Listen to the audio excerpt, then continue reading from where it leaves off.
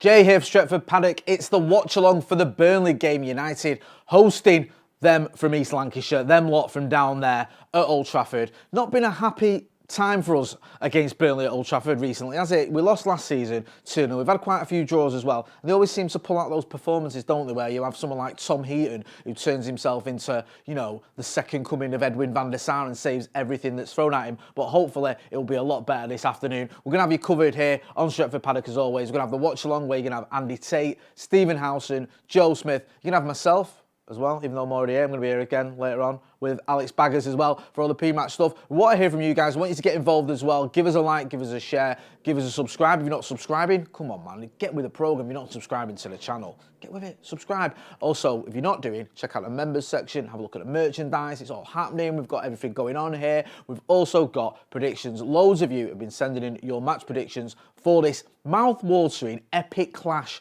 at Old Trafford against those Lancashire giants that are Burnley. Let's hear what you had to say about today's game and what you think the score's going to be. So, Manchester United are playing Burnley today, and looking at Burnley's squad, looking at our squad, looking at our recent fixtures, I'm pretty confident that we can get a win today. I'm hoping that we can also get a clean sheet, so I'm going to go for a 3-0 victory.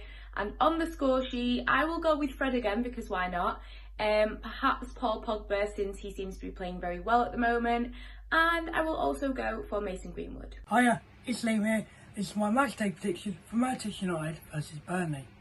I think this is a perfect opportunity to continue pressuring City to hopefully, maybe, fingers crossed, win the league. But I don't think we might not even win the league, but I think it's important to continue pressing them because they might slip up again. So I'm going for a 2-0 win. Goal scores Paul Pogba and Edison Cavani. So hopefully, after a confidence boosting win on Thursday against Granada, I think hopefully we could take that into Sunday's game, and if we do, we will win. And hopefully we could continue with a win to extend our second place to like 9 points, I think it is, or 10 points. So come on, you Reds. So we got the job done in the Europa League on Thursday, and now we need to get the job done here at Burnley. I'm hoping to see everyone playing. I'm hoping to see Edison Cavani still up front. I'm hoping to see Pogba playing how he's been playing. I'm hoping that Bruno Fernandes manages to get on the score sheet, get a goal, maybe get an assist, hopefully just get back into some form so we can fire on to the end of the season and try and do as well as we possibly can. And you know what? Set a good precedent for next season as well. So I'm going to say, hopefully, 3-0, Manchester United, Edison Cavani with 2. My name's John. This is the Paddock Matchday prediction. I am not feeling the greatest, so no Cavani hair, no Edward Scissorhands hair. Manchester United face Burnley. It's not going to be an easy game, but I still feel that we're going to win it, and comfortably. I feel it's not going to be a thrashing, so I'm going to go with a Cavani opening goal with a 2-0 scoreline. So that's my Paddock Matchday prediction. Make sure you subscribe to the channel and have a great day. Alright, James here for Stretford. Paddock. United are playing today then against Burnley in the Premier League, and it could be a tough game this for United. I know Burnley aren't necessarily a great side, but United do have form when it comes to looking like they should get a result against sides and then not necessarily winning. But United have been in really, really good form recently, especially in the league. I think since that Sheffield United defeat, United are unbeaten, so they're looking really strong, and hopefully they can push on now and solidify second place, because I think top 4 is kind of confirmed if United win today, which is a good thing, because it means Solskjaer can focus more on the Europa League that he's got coming up, because he might have to drop points in these next few Premier League games to focus on this big semi-final United have against Roma. So I'm not sure what team he's going to put out today. I think he might rotate it slightly. I'm not sure Fernandes could do maybe with the rest, but then I'm not sure who he'd play instead of him, which is a different issue for another time to discuss. But I think it could be a comfortable win, and I'm going to say a confident 2-0 win to United. Score prediction 3-1 United. Dwight McNeil first goal scorer, to be fair. Then Cavani hat-trick with all assists come from Pogba. Hello, Stretford Paddock. My match day prediction for United Burnley is a 2-1 win. Let's keep this good form going. Yes, Stretford Paddock, Spanner here from the United Forever podcast, and here I am in sunny Spain, and I'm being blinded by the lights. This is my score prediction versus Burn, baby, burn, disco. Yeah, well, basically, I've had a terrible sense of foreboding. I've had like a series of reoccurring nightmares where Sean Ditchhead comes back to haunt us. And anyway, basically, I asked Alexa, what can I do about this? And Alexa randomly said, well, see a witch doctor and have some pig's blood. So I thought, well, instead of doing that, I'm going to go around the mother-in-law's house and have some black pudding. Hopefully it's done the trick. So I reckon 2-0 United. Scissor kick from Pogba and an absolute beaut from Scott McSauce. Boosh. Let's have it. Viva El Paddock. Paddock match day, not here. So now that we lapped up our serial games on Thursday against Granola at the Old Trafford Bowl in the Europa, that's for you guys. We can concentrate on our tiniest sliver of a title run today against Burnley, or as Sam Spanner would call them, quemar sotavento. We know this game will be all about height and strength, so this is a game for the one and only El Matador. Let's provide for him and let's be ready for those set pieces. Don't forget they won this fixture last season, so let's get a 2-1 win and make sure that Burnley's Sean Dyche, much like Burnley's Chumbawamba, remain a one-hit wonder. Trust the Notchta.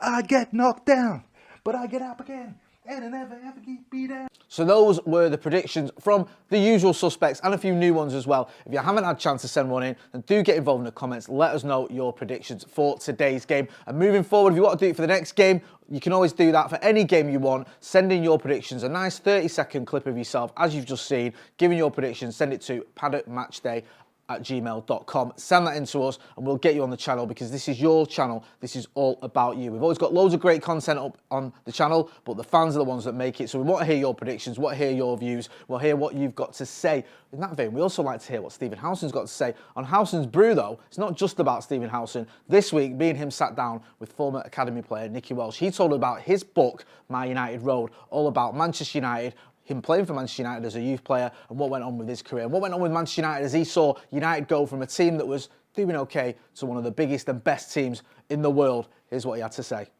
You mates with a lot of the players, but you also know or knew Matt Busby as well. Yeah, which is in the through books. the girlfriend at the time, and it was really close with the family. Yeah. But I didn't realise I got invited for a Sunday lunch and What? at the Four Seasons with. I know. No, so I said who's going, and she What's said, going on here? She said my mum and dad and Siobhan's sister and Uncle Matt and Auntie Sheena. Oh, just Uncle Matt. Yeah. Uncle Matt. But I'm thinking Uncle Matt's a painter and decorator, Crumsall, you know. And I get there and walk around the corner and it's Matt Busby. And I couldn't eat my meal. I'm like, I'm with you on that. I think I'd be the same. Like, couldn't believe it. You're not swallowing your food there, are you? Come on. Couldn't believe it. So I got home that night and there was no mobile phones, and I rang Billy Garton up because he's like, as I say, my close pal. I said, Billy, you never guess who Uncle Matt is? And then he went, who? I said, it's Matt Busby. And he went, oh, the depth should go to get a game for United. I think I just told you to fuck off and hung out. Like, yeah. No, it was surreal, really. But I was so fortunate to get to know him really well. Yeah. Which never spoke about football, but really spoke about loads of different. And as I say, I started calling him Uncle Matt after a year or so. You know, you say that's amazing. It was for me. It was a blessing.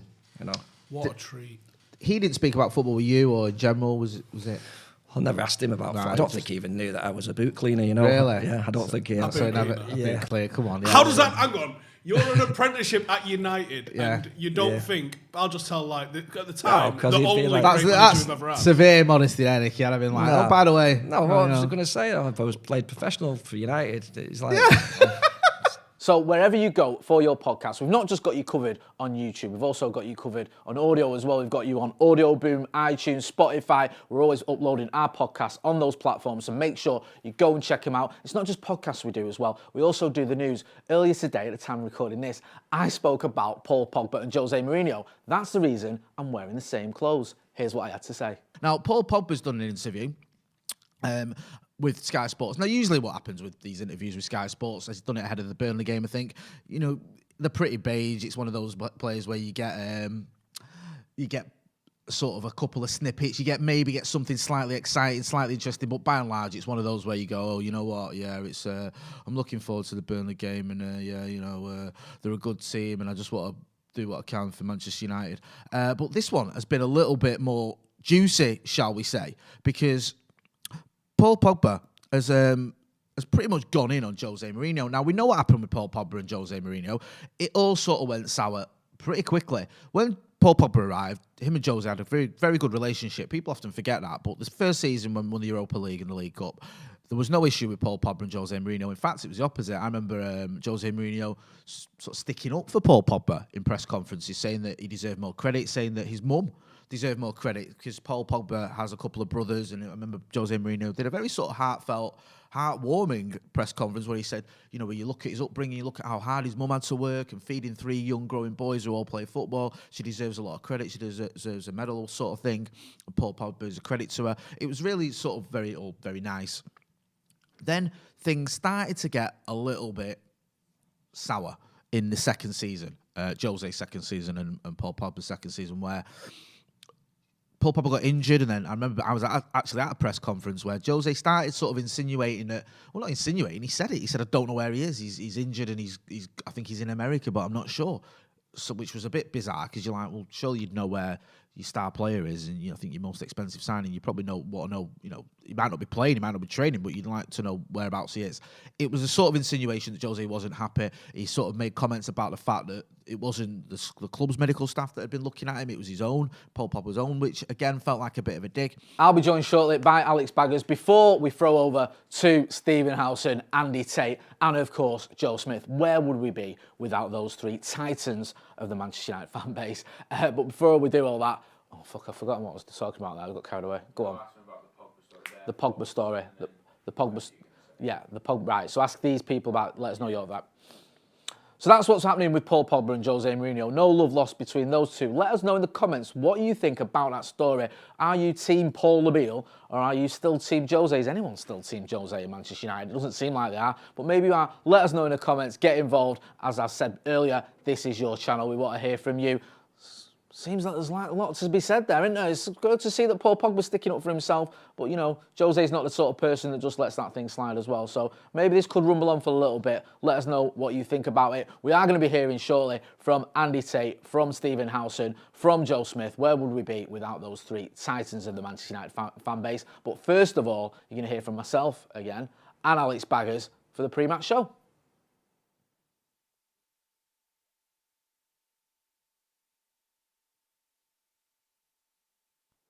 Jay here, Stretford, Paddock. That's Alex Baggers, my good friend Alex Baggers. You all right, bro? I'm good, mate. This is the Burnley Watchalong, and we're live, of course. So do get involved in the comments.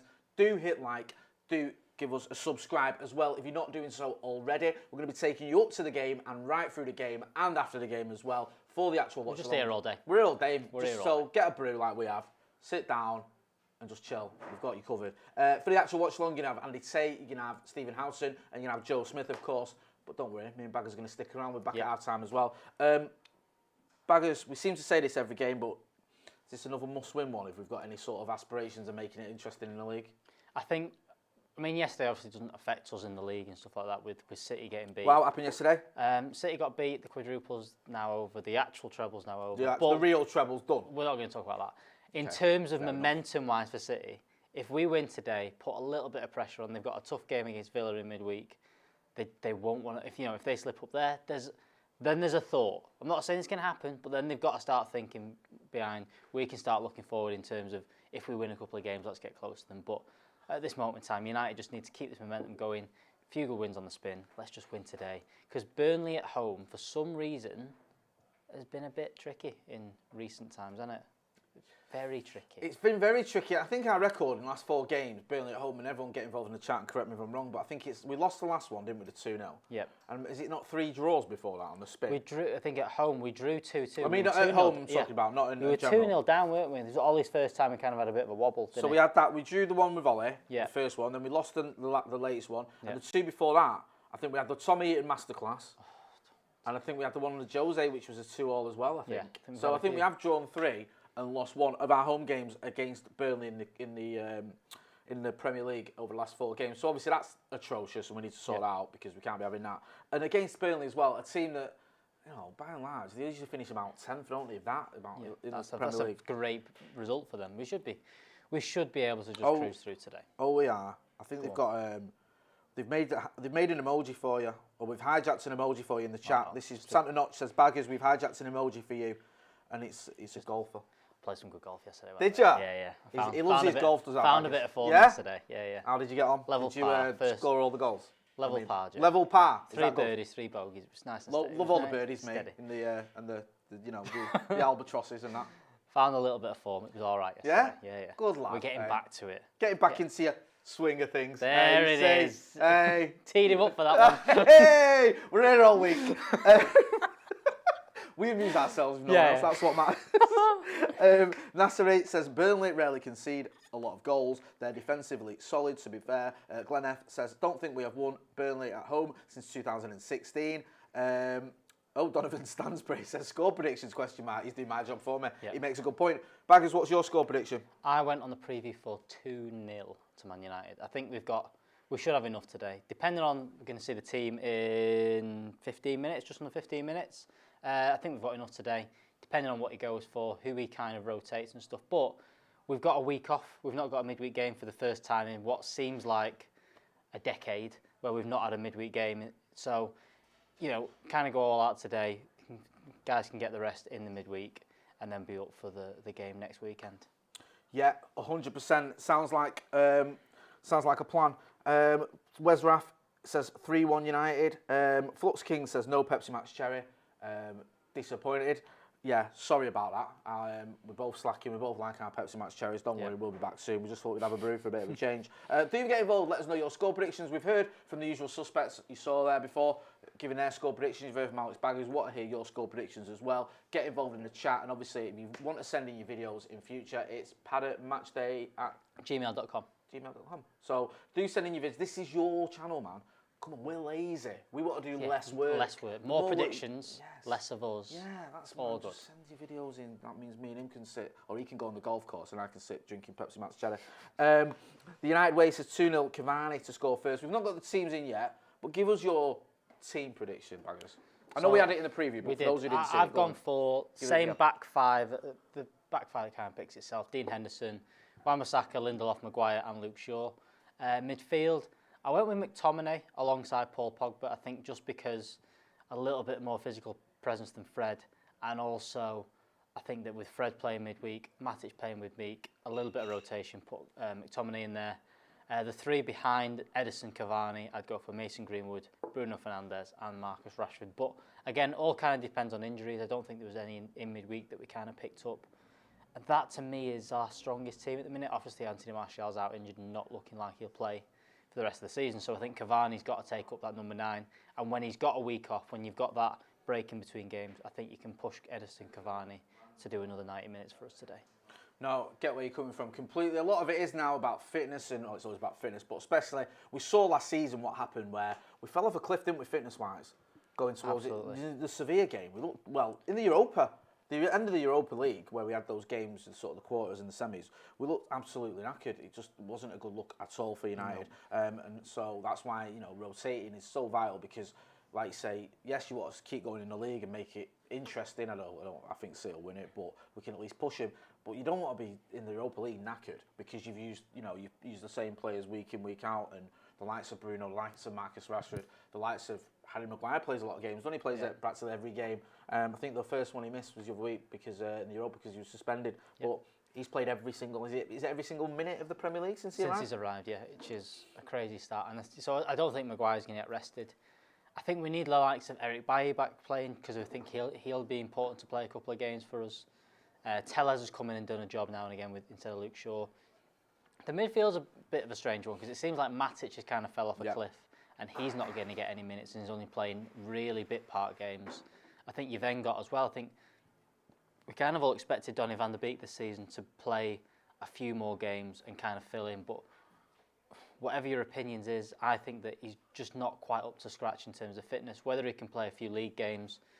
But I think at this moment in time, Ollie's still concentrating on let's get the strongest team we can put out in the Europa League and in the Premier League because he does think that we can have a very good run in the Premier League and push Manchester City, but he can also test win the Europa League.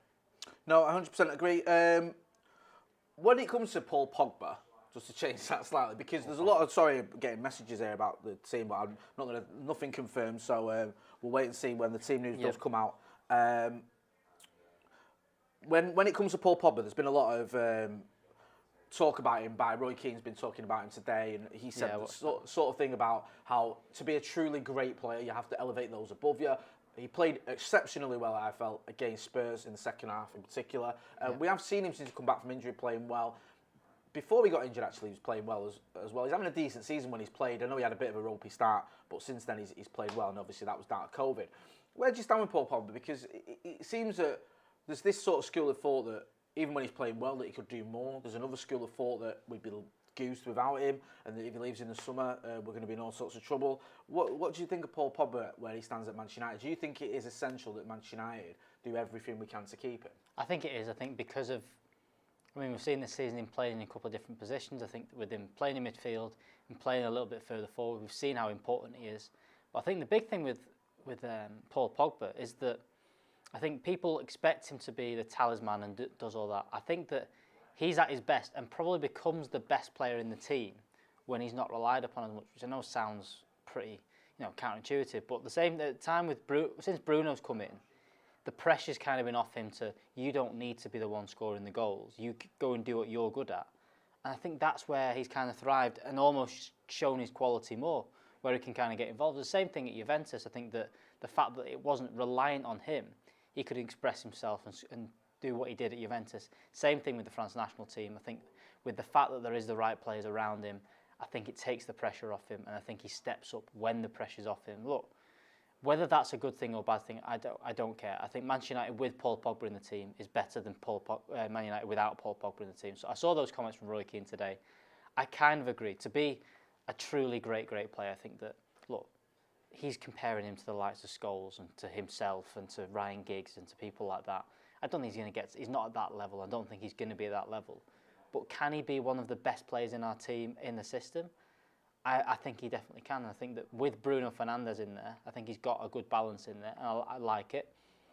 It's like I think you put a tweet out saying it's all the question, should he make everyone better, or do we need better players around Paul Pogba? Yeah. I think it is the other one. I think if you add a couple more players in there, if you added a more defensive-minded midfielder that could just sit and does that role better, I think you bring the best out of Paul Pogba. You see the best of him for France when he's got N'Golo Kante. You've seen the best of him for Juventus when he had Matuidi and Pirlo next to him. And you've seen the best of him for Man United when he's kind of had a freer role, or he's had a fully fit Nemanja Matic doing that job for him. So I think Paul Pogba, I think we need to keep him. I think because you'd be signing two players to replace him. I think you'd need another midfielder, a box-to-box midfielder, and you'd maybe need another forward option. So I just think that if we can keep Paul Pogba, I think it'd be a massive boost going into next season, especially if we do strengthen the squad. Yeah, no, I completely agree. I mean, the one thing that's sort of been knocked about as a rumour or as a story or as a suggestion is maybe Paul Pogba as a swap deal for maybe Rafael Varane or one of the other players that we've been linked with. Does that happen? Does it make sense? Is that what people want to see? Get involved in the comments. Let us know what you think. I'll go through some of the score predictions as well. Loads of people sent them in. Stephen Kilgariff says 3-1. Ryan Hexham says 2-1 United. Dara Lean says 2-0. Peter Kelly says 2-0. Stephen Clark 2-0 United. Come on United. Adam Wilmot 4-0. Caleb Taylor says 4-0. Chris Kennedy says 5-1 today. We need a strong finish to this season. Sean Ralph as well. Sky Roberts says 10-0. Are you being serious there? Ambitious? Very ambitious. Or we've won 9-0 this season. Who knows? Oh my God, Lewis Hamilton's in. Sorry. What's this? We've got the Grand Prix on. Lewis Hamilton? Lewis Hamilton's just crashed. Yeah, Lewis Hamilton's crashed. Oh, there you go. Hopefully. Skidded off. Skidded off. He's all right, don't worry. Aaron Conway says 3-0 and Solon says 4-1. Loads of scores coming in now. Jack Reaper says 2-1. Glenn F says 4-1. OT Knight says 3-1. Lewis Johnson says 2-0. Everyone thinks we're winning then. Loads of people think we're winning. So no one's sort of buying into this thing of, it's Burnley. We never do well against Burnley at Old Trafford in the league. We're going to have another difficult day at the office. There's a lot of confidence going around, isn't there? That's good to see. Which is good to see. I think the midweek game was, a bit of nothing. It was the fact that... Can we get Arsenal on in there? instead of cars going around instead. Yeah. People are commenting that Arsenal 1-0 down. Sorry. I think the fact that the midweek game was, I think it was a good performance by Man United. Not needing to do anything to get 2 goals was very good. The performance against Tottenham was fantastic, and I think that kind of showed. Oh, there's car on fire That kind of showed how good we can be. And it showed how good, we talked about Paul Pogba there, that kind of showed how good Paul Pogba can be. I think that second half was just everything he was doing, you know, we're winning headers, doing all the dirty work side of football as well, but then the holding the ball up, the skill, the last goal, the third goal just summed up what Paul Pogba's all about. You know, holding his man off, holding that off, going past the player with a good bit of feet, good assist, well-weighted pass and a great goal from Mason Greenwood. That's what you want Paul Pogba doing. So hopefully we see more and more of that today. Yeah, definitely. William Crichton says, Jay, you think Pogba is going to stay? I said I wanted him out for ages, but now I'm not so sure. I don't want him out. I just don't know if he will stay. I just feel that he's made enough noises, his agent's made enough noises. But you never know. I mean, the pandemic's thrown everything up in the air as well, because Paul Pogba is a player that you'd expect to command a fee of around, well, probably considering the amount of time he's got left on his contract, probably about 70, 80 million quid, do you reckon? I think so. I said this, the reason I think the Varane one kind of comes up is they're both kind of in a similar position. I think with a full contract, those players are in the prime of their career and worth 100 million plus players. They've both got a year left. They both have kind of put rumours out that they maybe don't want to stay there. And I think that's the kind of situation we're in, is that both those players need to get moved on. Both the clubs don't want to lose them for next to nothing. Both of them should be worth more than what we're probably going to get. So I think that's the only reason why I do it. For my feeling is that I don't think centre halves are our priority. I still think a midfield. I think watching these last few weeks, I think a midfielder's our priority without a doubt. I think if you put I keep saying Declan Rice. If you put Declan Rice in this team at the minute, I just think the balance just gets better. I think you'd make Paul Pogba better. I think you'd make players like Scott McTominay better. I think when he's had freedom, he's done better. So I think that a midfielder is a priority as well as maybe another forward. No, I agree. I mean, the thing is, like, I know what you mean about a midfielder, and I know what you mean, about a centre-back, and that we need a centre-back.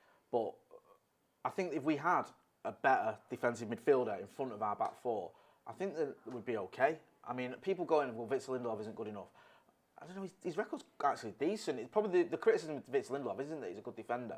It's the fact that he's probably not the perfect partner for Harry Maguire. Eric Bailly is the ideal partner for Harry Maguire, but he's always injured. Now, in the sort of, if we had our wish list, then you get a defender and you get a central midfielder and you go out and probably get a winger and a striker.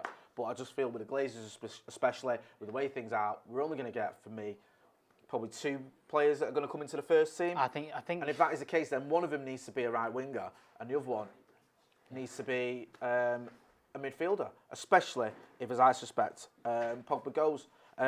People in the chat saying, what's all this talk about the Super League, boys? I know we are sort of, there has been this rumour about the Super League, and it looks like it could be becoming a reality. I think the lads are going to discuss this a little bit more in the run-up to the game, so you can have Joe, you can have Howson, you can have Adam McCullough. They'll be chatting about that. It's Glazers. It's what they want more than anything. You've seen how they pushed, in towards getting Manchester United into a top four position is their main priority. Getting Champions League football because of the income it comes in from all the TV and everything. That Super League ticks that box. If you've got that as well, if you've got a European Super League that instead of Champions League, there's 10 games or whatever that they've got to play, and all they've got to do is they're playing Real Madrid, Barcelona, Juventus. Then you've got Liverpool, Man City, and all things like that. I think that just ticks the boxes, and I think that they're going to be happy with it. I don't think it's right for football. I think that it takes away this, getting into the Champions League and getting yourself up there. Because look, there's been a lot of teams in previous years that have now built their way up into being Champions League teams. I think that Man City now are there, but 10 years ago they weren't really a stalwart team there. Maybe wouldn't get into this. You look at the likes of Leicester City, the work they've done since. Winning the league was a little bit of a fluke, but since then, how consistent they've been to build where they are. If they're not being involved in this Super League, it just seems crazy to me, the way that they've done everything the right way. They've built the stadium, they've built the training ground, they've built a good team, they've got now a good team of core players. I think it's madness to not do that. Manchester United's team the team is news out. is out. Can we get the Arsenal game on it? It is out. So we have Dean Henderson in goal, Aaron Wan-Bissaka, Victor Lindelof, Harry Maguire and Luke Shaw. Back five is as expected. Then midfield, Fred and McTominay start in midfield. Marcus Rashford starts on the left wing, or maybe on the right hand side. Bruno Fernandes in the 10. Did you see my message? Paul Pogba seems to be playing in that further position on the left-hand side, and Mason Greenwood through the middle, so no Edison Cavani in the starting lineup today. On the bench for Manchester United, you've got Juan Mata, Nemanja Matic, Brandon Williams, David De Gea, Alex Tellez, Edison Cavani, Dan James, Twanzebe and Donny van der Beek on the bench. Wow. So, I'm a little bit surprised to see us going with Fred and McTominay in a game against Burnley. Yeah, I mean, you look at that and is that a little bit... I don't know, because they're not holding midfielders, are they? But it does feel like it's a sort of setup that you'd go for against one of the so-called bigger teams. Is the Burnley team out yet, if anyone cares? Let's see if we can get the Burnley team for Sorry. it. I know people do, but it's not like, you know... Let's get the Burnley It's a team full of stats. This one it's just Burnley, isn't it? You know. I mean, Me don't get me find wrong, this we have got Burnley a pretty poor record against them, Yeah. but... We find the Burnley team. I'd struggle to tell you 6 players. Dwight McNeil, there you go. There's one player from Burnley. Chris I Wood. don't think he's playing. He's not. Let's have a quick look. Let's but find out then. Go on. Here we go. Here is the confirmed lineup for Burnley. So Peacock Farrell in goal. No Nick Pope, who's been injured. Loughton, Tarkowski, me, Taylor. McNeil does play. Westwood, Brownhill, Cork, Goodmanson and Chris Wood start on the bench for them.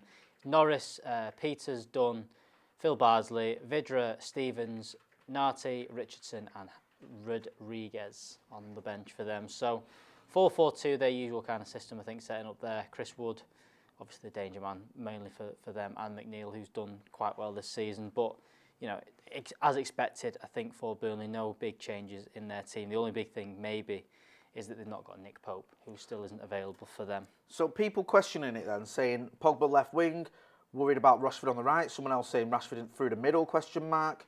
What's the setup? What do you see the setup as? I think probably giving Marcus on the right-hand side with Mason through the middle. I think that fits. Out of those players, you would expect Mason Greenwood to be through the middle. Well, I think you saw against Tottenham a lot. I think Marcus and Pogba kind of swapped a lot, you know, and got in that left-hand side when needed.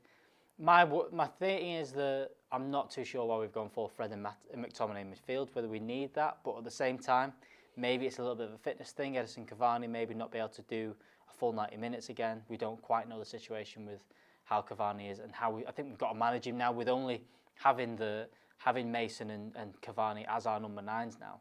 No Anthony Martial. I think we've got to manage him a little bit better. And look, the only good thing about that system, I think, is that it plays Mason through the middle, and I think that's a bit a lot of people have been calling out for and to see him there. So, you know, there's good and bad things. It'd be interesting to see what Ollie's reasons are for not playing Cavani from the start. I think today, I think you could have probably afforded not to play.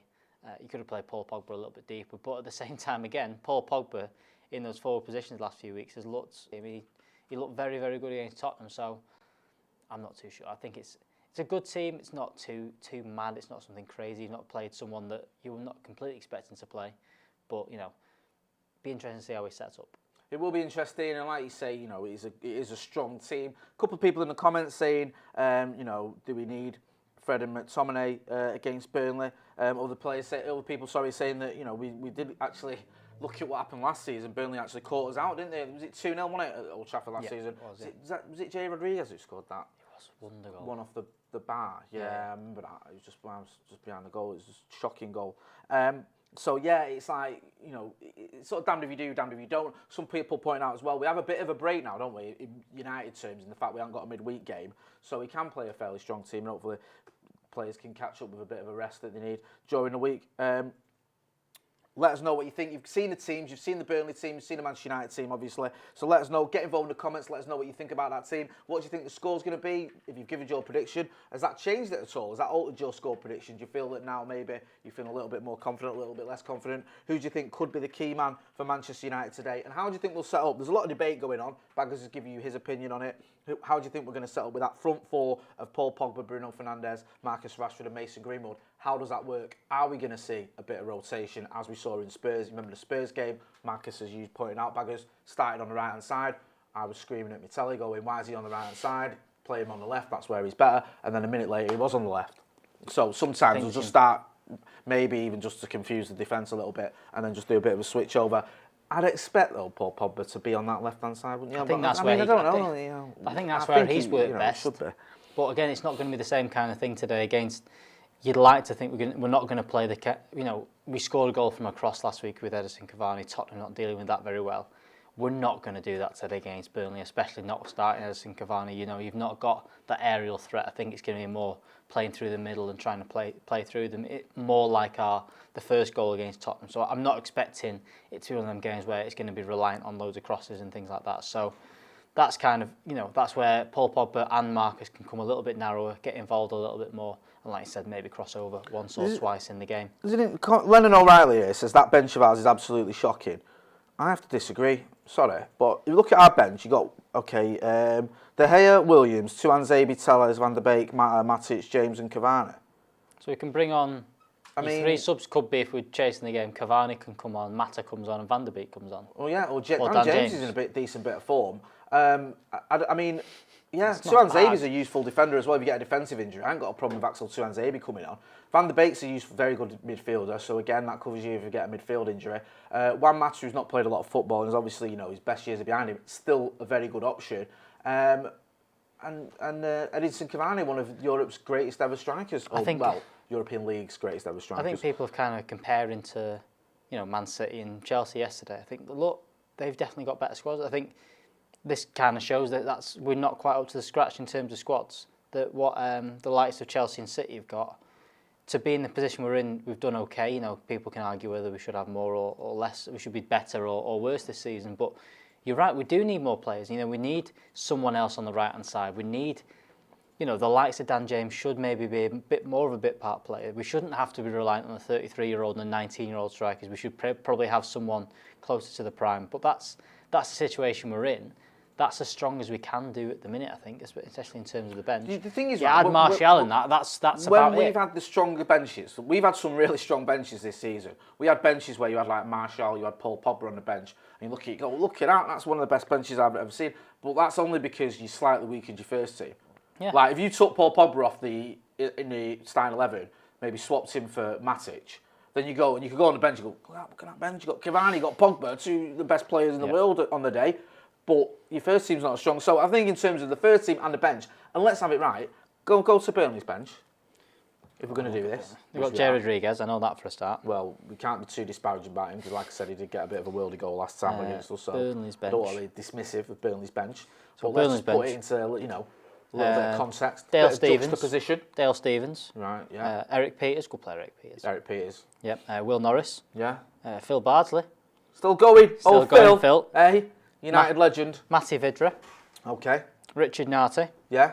Jimmy Dunn. Okay. And Lewis Richardson. Right, so I'm not, you know, I don't want to be too overly critical of those players because obviously, you know, good players, but they're not in the same league as Manchester United and our bench. We've got Cavani, Mata. I think, you know, Donny van der Beek's not bad. It's not that bad for me. I know you might look at it and go, well, okay, where's the sort of, you could say where's the youth? If there's no youngsters on there. But Brandon Williams, you can't even say that really. Brandon Williams is still a youngster. So, I don't know, I think that's a pretty decent bench for me. I think it's a pretty decent starting 11. Get involved in the comments, let us know what you think. Are you happy with the starting 11? Are you happy with the bench? Are you worried about Burnley? Who's your danger man or man for Burnley? Do you think they might be able to cause us problems? They've caused us problems on the last 4 Premier League visits to Old Trafford, so could this be another one of those days? Even as you pointed out, Baggers, when we were flying under Ole Gunnar Solskjaer when he was caretaker, we had all those wins, didn't we? And it was Burnley...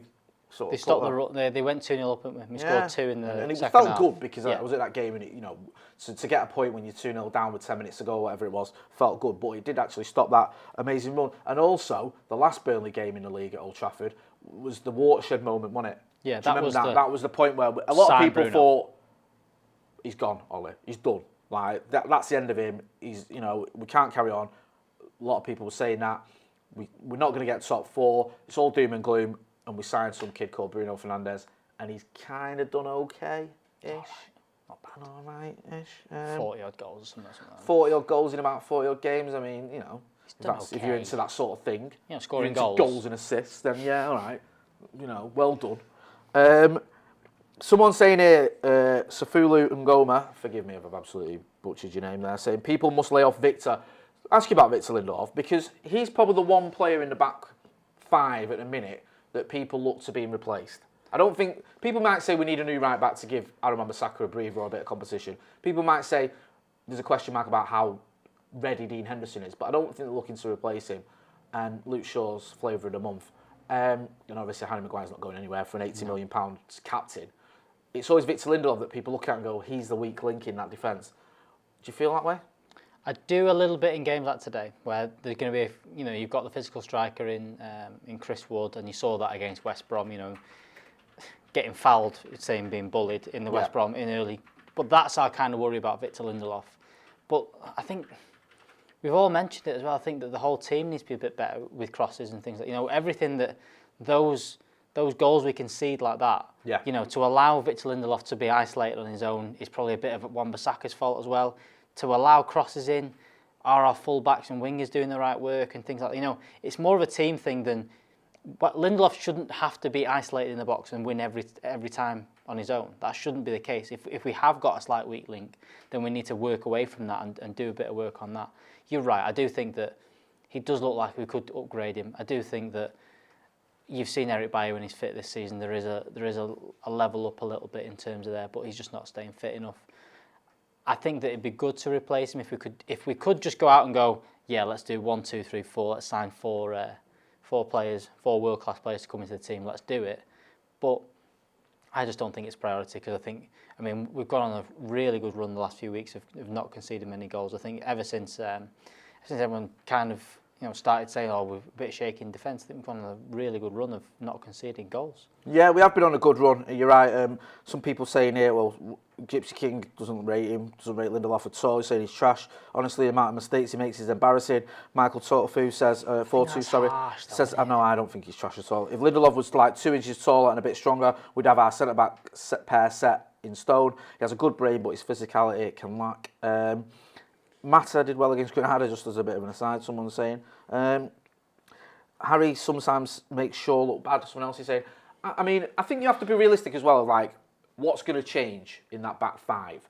What is going to be different next season? It's not. I know you can argue about what you'd like to see happen and what which players you'd like to see brought in, but who is going to actually change that back five? Luke Shaw's not going anywhere. We brought in Alex Telles, so that's your backup for Luke Shaw if you need it. Yeah. Aaron Wan-Bissaka will start next season. He starts every game, Aaron Wan-Bissaka. It almost goes under the radar. So even if we brought in, say, a Kieran Trippier or maybe a Max Aarons, if we could get him from... He's just been promoted to the Premier League. So I think that might not that one. That might be difficult. But, I know we've been linked with him, but is that going to happen? But if we bring him in, it might be a little bit of competition, but by and large, you'd expect Aaron Wan-Bissaka to be starting every game. Harry Maguire, I've said earlier, £80 million defender, also the captain, he's not going anywhere. So it's always Victor Lindelof that's the one. So you think, okay then, if that is the one, who are we going to get? Maybe there's talk of Raphael Varane. Can you see that? Is that the answer? Is that going to happen? Seems to gather a little bit of momentum over the last few days. More people talking about it. I'd like to see it.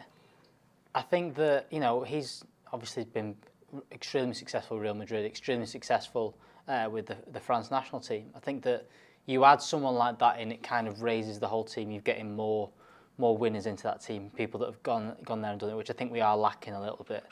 Again, it's going to be the sticking point on price. I think that's why the Paul Pogba thing, because, like I said, I still think our main priority is we need another forward, and to get someone of the level of, obviously, Jadon Sancho has been talked about, Haaland or whatever, you're looking at minimum 80 million, you're looking at 80 to 150 million. You're then looking at someone like a Declan Rice, and even if we end up putting Jesse Lingard one way, you're looking at a 50, 60 million pound player there.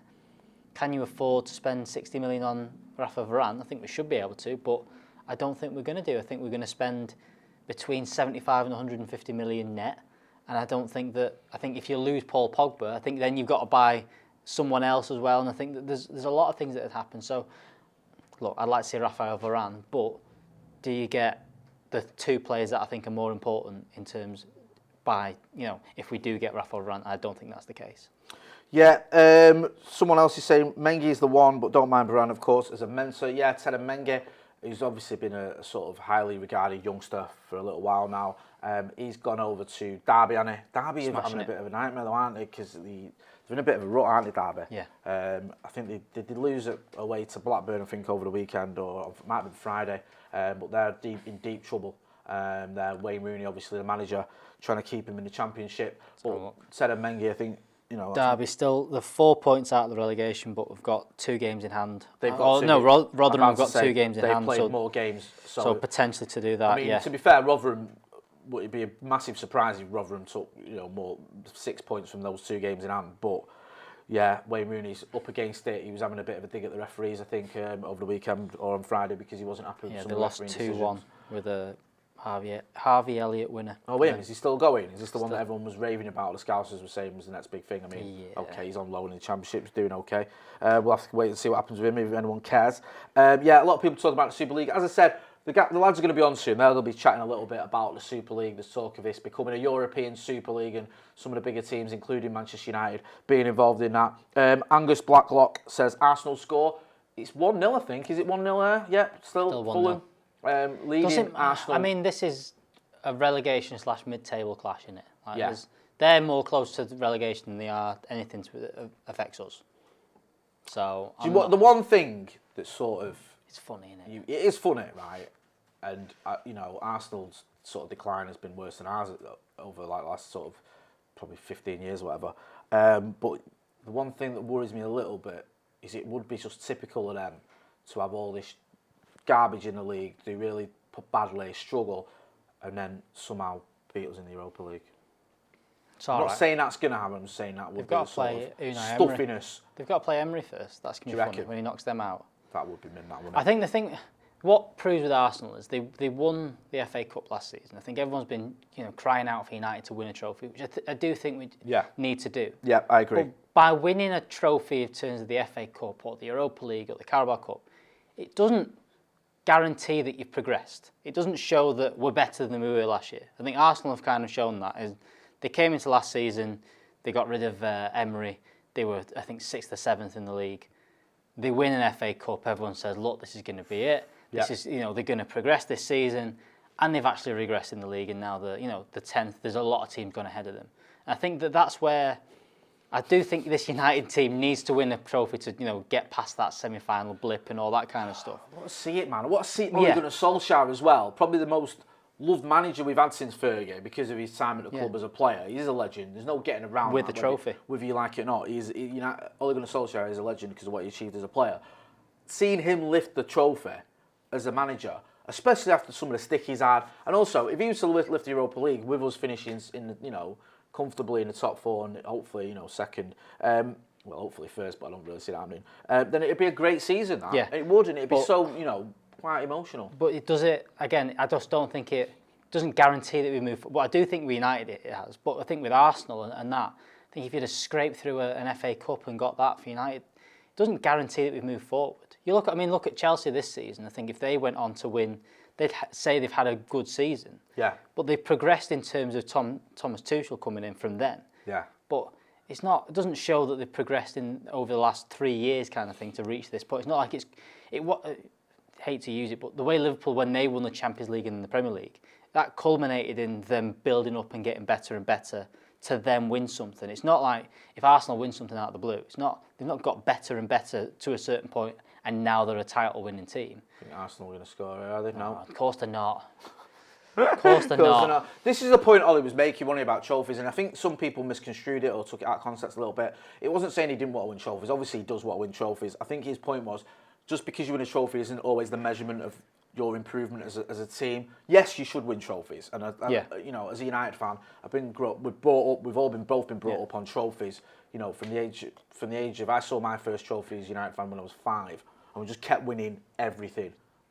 From like the 80s onwards, it just got better and better. I'm born in '93, so like that was. Well, I've never, that was it. Yeah, that was winning the Premier League and winning trophies every season was the norm. Yeah, that's what it was. It was like a bad season was one like if you only won the Premier League and then got beat in the Champions League final. Yeah, it was like, well, that was a crap season, wasn't it? We need to do better. Or if you only picked up a bit of domestic honour or whatever, or you finished second, it was a disaster. Whereas now, if you finish second, everyone's buzzing because that's where we're at. Yeah. We are about trophies. We've always been about trophies at Manchester United. I don't think Ollie's saying he doesn't want to win a trophy. I think what he was trying to say was you can win a trophy, and that doesn't mean that you're necessarily as a team or as a club progressing the way you should be, because we've seen it. Was it Portsmouth who won a trophy and got relegated? Birmingham City won a trophy and got relegated. It can happen, but we do want to win some silverware.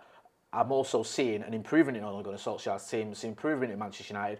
We are progressing. We've been much better in the league this season than we were last season. Well, better, I'd say, this season than we were last season. At a time when a lot of teams as well who were expected to do great things, have struggled, and people go, well, that's why United are doing so well, but maybe we deserve credit for not struggling like others have. Yeah, I think that's the thing. And, I don't know. I think what we want to see as United fans, we want to get back to the level of every time the Premier League comes around, we feel like we're going to win it, or at least be contending. I think that's where you need to be. It's not about having that one season where you win a couple of trophies and do well. You want it to get to the point where we've got a better and better team, we're building up, and we can just keep signing a couple of players here and there, and we'll just compete for the league every year, and compete for the Champions League every year, and compete for trophies every year. You don't want to just win 2 trophies and then finish 20 points behind like Jose did. You know, there's no progression there. It was just, it was a good season, but then the season after wasn't much better. Then the season after that went worse again. You want to just keep progressing so that we're constantly up there again like we used to be. In the super chat, Michael 42 says, sending good luck for City to blow their title lead. Also, as well in the chat, Rohit Reddy says, why 2 DMs for a Burnley game? Someone else asking, random question, do you have sound on a watch along? We have sound of us. You can hear us. Yeah. You won't hear the game though, it's just us lot. And talking of which, I can see some of the crew arriving here. You've got Adam McCullough. Oh, Adam McCullough's He here. wasn't meant to be here. And that, well, apparently he was, and so He's there's not. a ghost in the machine somewhere. He's here. It's a surprise we didn't know. Surprised didn't know you were here today. It's a bit confusion. So Adam McCullough's here. Stephen Howson's here as well. Joe Smith's here. Everyone's here. The gang's all here. I think Andy Tate's upstairs as well. Yes, as he just said, we're here. Steve's in his Happy days. shorts. Not that. Stephen Howson's in his shorts as well. Not that Hey. outside. Hey. And he's got his lovely new red shoes on. But you can't get on them on camera. Yeah, let me. Go on, can he? He had a good go. There you go. We can put that on the screen somehow. Yeah, so they're all here. They're going to be taking you through the Burnley game. Manchester United hosting Burnley in the Premier League. Sorry we're a bit distracted. We're just watching Arsenal losing again. And is that 7 minutes of added time as well? Which seems to be the norm now, doesn't it? Yeah. 7 is the new 4 when it comes to added on time. Scott Barker there showing a bit of passion. Michael Ward says no Andy Tate, amazing. Yeah, you'll be hearing from Andy Tate at half time. You'll be hearing from him after the game as well. But you'll be hearing during the game from the likes of Adam McCullough, from Stephen Howson and from Joe Smith. Just before we hand over to them, should we just go through the teams again? Yeah, certainly Because can. you've got a Manchester United team there. He's going to tell you about it, all about those teams up. Where are we? Donovan Stansbury says, Jay, favourite goal of the season so far? It wasn't the greatest goal, but do you know what I liked? The one that sort of really got me going was Mason's against the Scousers in the FA Cup. I know now it's like by the by, but it was a very well taken goal. He'd not scored a lot this season, and the way it was Andy Robertson shouting down his ears, he just sort of held him off and just banged it in. It Same kind of game. Same game. I go for Bruno's goal in that game. Yeah, just free kick. Go on, score that one. Do you know what? There's quite a few actually. Scott McTominay's opener against Leeds sent me daft because it's so quick. Next week, hey, Leeds. That clip that went viral of that kid losing his marbles was absolutely brilliant, wasn't it? Hey. Yeah. Go! With his missus trying to calm him down and we'll end the stream. And we'll end that one. So good. This is the build up to it as well, where they've all been looking for playing United for the first time in the Premier League in 15 years, whatever it was, and then 30 seconds in, they went 1-0 down. Go on. This is the Man United team for today's game. Dean Henderson in goal, Aaron Wan-Bissaka, Victor Lindelof, Harry Maguire and Luke Shaw. McTominay and Fred in midfield. Rashford, Bruno, Paul Pogba and Mason Greenwood start for Manchester United. Dynamite. Stephen Howson stood there with a big pole in his hand. Oh no, it's not a pole. Tape measure. What are you measuring there? Don't know. This is the Burnley team. Peacock Farrell in goal. No Nick Pope. Loughton, Tarkowski. Right, what's up with Nick Pope? It's injured. Oh.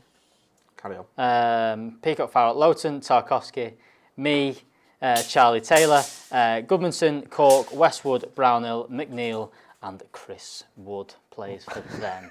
What is he? Has he been drinking? Someone's saying, why has he got tape? Is he measuring girth? No, I don't know what he's doing. He's just waving his tape measure about. He's making a lot of noise. Yeah, making a lot of noise there. What minute are we on now? We're on to the last. I think we're on to the last minute. If anyone cares, at the Emirates, Arsenal are down. I mean, they're not even remotely in the conversation. The quicker you sit in, Joe, the quicker we can move away from the tape measure. He's trying to poke me with his tape measure, but hang on, I can help you. No, it's not working. Do you want to make any more noise? Yeah, sorry, he's making loads of noise, and it's still 1-0 as far as I can see. Although someone in the chat saying 1-1 at Arsenal, is it? I think we might be a bit behind. Has the keeper come up? It looks like Arsenal have got an equaliser there. But who cares? They're not even remotely in the top 4 conversation. So what do you do? Someone else saying, Jimmy V says one day Ahmad will get to start a match. It's a scabby goal. Yes, he said, well, it is. I know. Yes, we've drawn it home to Fulham. What are they celebrating? In an empty stadium. Said he cuts his ears, the guy who's just got the equaliser there. Darren Kenny says Fulham done over by the rest of it. It doesn't really matter. They're not going to get top four. They're not means Newcastle are staying up. Super Stevie Bruce is staying up. I feel a little bit sorry for Fulham if I care. No, I don't. Do you care? No, not really. So it's kind of a bit of a... He's miles offside. He's way offside there. Oh. He's got to be. Is he in play though? Is he affecting the play? You've got to be active, surely. You can't not be active. Mate, you could have touched him. Do you want to... put their mics up. Yeah, do you want to go over to them? Are you guys ready to go? Because you guys are watching the last couple of minutes. Let's as they talk about Let's go over this. to Adam McCullough, Stephen Howson and Joe Smith in a minute. They're watching the last bits of the Arsenal game. And obviously then we'll be talking about Manchester United, the team news. Have they given it? They've given They've the goal. given it. It is a goal. That's harsh, that. It is a goal. That should be offside. Oh, they are another look. They are having a look. Second goal, possible offside. So please we'll go over to the lads. They can talk you through. Please disallow the end of end of the Arsenal game, and also talk you through Manchester United in the Premier League at home to Burnley. For me, he's not active there at all. He's not in the goalkeeper. He's in the middle of the goal in the 6-yard box, but bro. he's not in between the goalkeeper and the ball. The goalkeeper's going to move erratic because there's people around him. Nah. He could have slapped him. He could have. Yeah, but he didn't. And he could have. I mean, I want Arsenal to not win as much as anyone, but he's nowhere near the goal. He's off, He's but the not ball in goes between past the him, goalkeeper. No, and he makes a play for it. You turn my headphones up a little bit, please. The ball goes past him, but he's not near it. Oh, they gave it. Yeah, of course. That's a disgrace. If he's in between the goal and the ball, that's a disgrace. That is. Then That's a disgrace. That is. But That's for me, literally that's not offside. That's literally the definition of offside. Well, it's not. Someone standing in. What? It's not the definition of offside. Yeah. Let's not start with an argument. It literally was. Why not? Well, can do if you want. I don't think it's offside. Oh, is this dead? That's a shame, isn't it? Someone should have charged that. Are you excited for Man United versus Burnley? I'm excited for Man United versus Burnley, but I'm also... We need to start this day off with a little bit of chit-chat about the news that's breaking, don't we? Yeah. Really? Breaking news coming out at the moment. I'm sure a lot of you will have seen it, but for anyone who hasn't, there is talk, and I say it's more than talk at this point, basically all but confirmation of a European Super League that will be starting, depending on what reports you believe, either next season or the season 2022, the season after, depending on your thoughts on things. We'll go through what it means. And this is coming from it's broke by the Telegraph. It's ported in lots of different publications at this point. Top European soccer teams. This is coming from Soccer? New York Times. So that's why they're saying soccer, but football. Agreed to join Breakaway League, a group that includes United, Juventus, Liverpool, and Real Madrid. Has agreed in principle a plan that would upend the sports structures and economics. Now, this is quite a long article, but I'll start it off and we can sort of infer the rest as we go along. A group of the world's richest and most storied soccer clubs has agreed in principle on a plan to create a breakaway European competition that would, if it comes to fruition, upend the structures, economics and relationships that have bound global soccer for nearly a century. After months of secret talks, the breakaway teams, which include Real Madrid and Barcelona in Spain, Man United and Liverpool in England, and Juventus and AC Milan in Italy, could make an announcement as early as Sunday, so today, according to multiple people familiar with the plans. Well, that's why it's come out, isn't it? It's Yeah. because basically someone's pre-warned the press. Surely.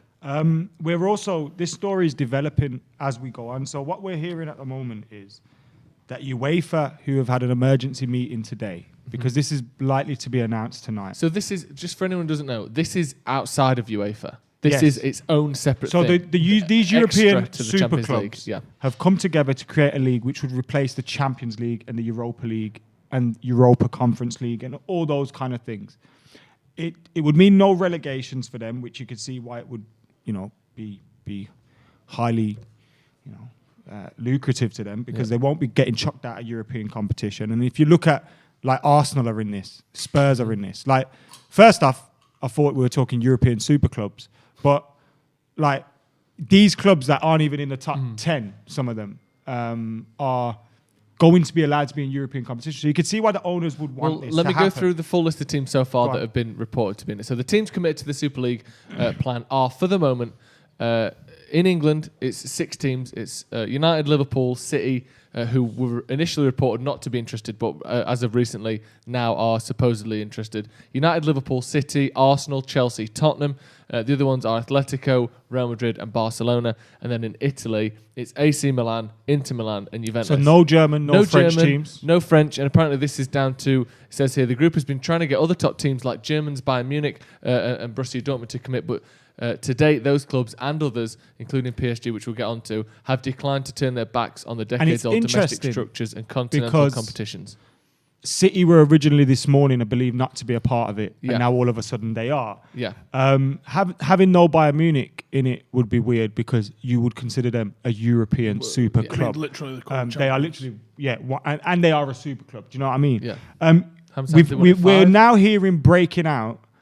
So following the news that's broken out regarding these teams creating this league and the announcements coming soon, UEFA have met today, and they could very heavily sanction these clubs and exclude them. Not sure how much effect this has because the clubs don't want to be in it. From the Champions League from next season. We're leaving the Champions League, right? Well, we'll ban you if you do. No, but it would have an impact if some of these clubs, that were going to be in the Champions League next season, and then the following season was in, because you think of clubs losing out on money and then losing out on the Champions League money for a season would be an issue. Longer term, the clubs, especially the ones like ours that are tight, that are thinking, if we could just turn up every day and be in the Champions League, sweet, that I think they'd take the hit on that this year. And I also don't think that the Champions League as a product, I think they have to threaten that. But what's going to be a Champions League next year with Paris and Bayern Munich and, I don't know, Steaua Bucharest or something? It's not really going to fly, is sitting on 20 European Cups in, in the next 10 so 15 years. What's interesting is that UEFA's ruling of football in Europe is almost self-assumed. Everybody signed up to it because of the European competition. Otherwise, English football governs English football, Scottish football governs Scottish football, Spanish football governs Spanish football, and they've all got different rules that come together under UEFA's banner. Because there's obviously several different governing bodies in football. FIFA and IFAB set the rules for the world. You have UEFA, which UEFA really just exists to control some competitions. It has the international competitions, obviously the European Championships. It has the Europa League, the Champions League, and now as of, was that in 2 seasons? Well, that was one of the things as well, because with this, I know that you're talking something else there, but when you're talking about those sanctions, there are some reports that this will happen the season after next. Yeah. But there are other reports today that this will happen next season. But that could force it, couldn't it? Then negates that potential discipline from UEFA. It's like, well, you can join that in 2 years, but next year you're not in the Champions League. That punishment could force the decision to come earlier, couldn't it? Yeah, exactly. Because they go, we're not going to do it anyway. What's interesting about this is proper Americanization of football, isn't it's it? Wrong, mate. It's so wrong. It's like how the basketball leagues and all those kind of things are. No threat of relegation. Which, I don't care about West Ham or Leicester City, but it's interesting that one of those teams could get Champions League football this year. It's interesting that what could that do for them, and how could that change the course of history for their club with the money that comes from that? Once you close that off, it's earned. Everything in football at the moment is earned. Every single thing about it is earned, and when you start ring fencing certain people and certain teams. I don't even like the fact that 4 teams in England get to go in the Champions League. It's nonsense. I didn't really even necessarily like it and how they kept the name the Champions League when it wasn't Champions in United. I think we're the first team to benefit from that in '98 when we qualified as runners-up. But when you have those rules that have seemingly now been established, I didn't think you could go any further than the top 4 teams qualify for this midweek European competition. And it's interesting because I spoke to Martin Edwards about this, about the European Super League, because a couple of years ago before I interviewed him, this had sort of come up again, I guess, when they was actually planning it, I would have thought. And he was like, you've got your European Super League. It plays midweek and it's called the Champions League. And you're like, yeah, but I guess they wanted even more games. Because aren't they talking like, is it 10 games in your group now? But you don't even have a group. You kind of just cherry pick who you're playing. And you kind of just get like, is it 10 games across your group of whatever? I reckon it ends up becoming like Western Conference, Eastern Conference. It's and then pathetic. It's going to be like that kind of NBA style kind of thing. Pathetic. You can just see it happening. And look, I haven't met a fan yet that actually wants this. And does it not then devalue the Premier League? Because 100%. what isn't the top four? Hasn't that become a thing over the last 15, 20 years? Honestly, if Arsenal finish 10th and end up in European competition playing against Bayern Munich, well, maybe not Bayern Munich, but playing against like Real Madrid, Barcelona. They'll be happy Bayern Munich ain't in it. They usually slap them 7. But do you know what I mean? How is that a thing? It has everything in football is on results. It is a results business. And like you said, if you wanted to create a Super League over these are so-called biggest clubs, well, let's have some actual success as the barometer. Say, do you know what? If you've won a European Cup, you can come in. Yeah. Get Celtic and Forest. How are Spurs there, bro? I genuinely. Well, I mean, really pisses how are me Spurs off. there over fucking Villa? How are Arsenal Forest. there over fucking Villa? Well, at least Villa are in the Premier League at the moment. It's like. And above Arsenal, by the way, I think. Yeah, still. I don't maybe, know if that yeah. result changes it. Let me 1 go through point is some of the fucking 10th to 10th. the finer details in terms of the money and stuff, because that is where this is all coming from, isn't it? Fucking So these are according to documents reviewed by the Times in January, but this is sort of sped up since then.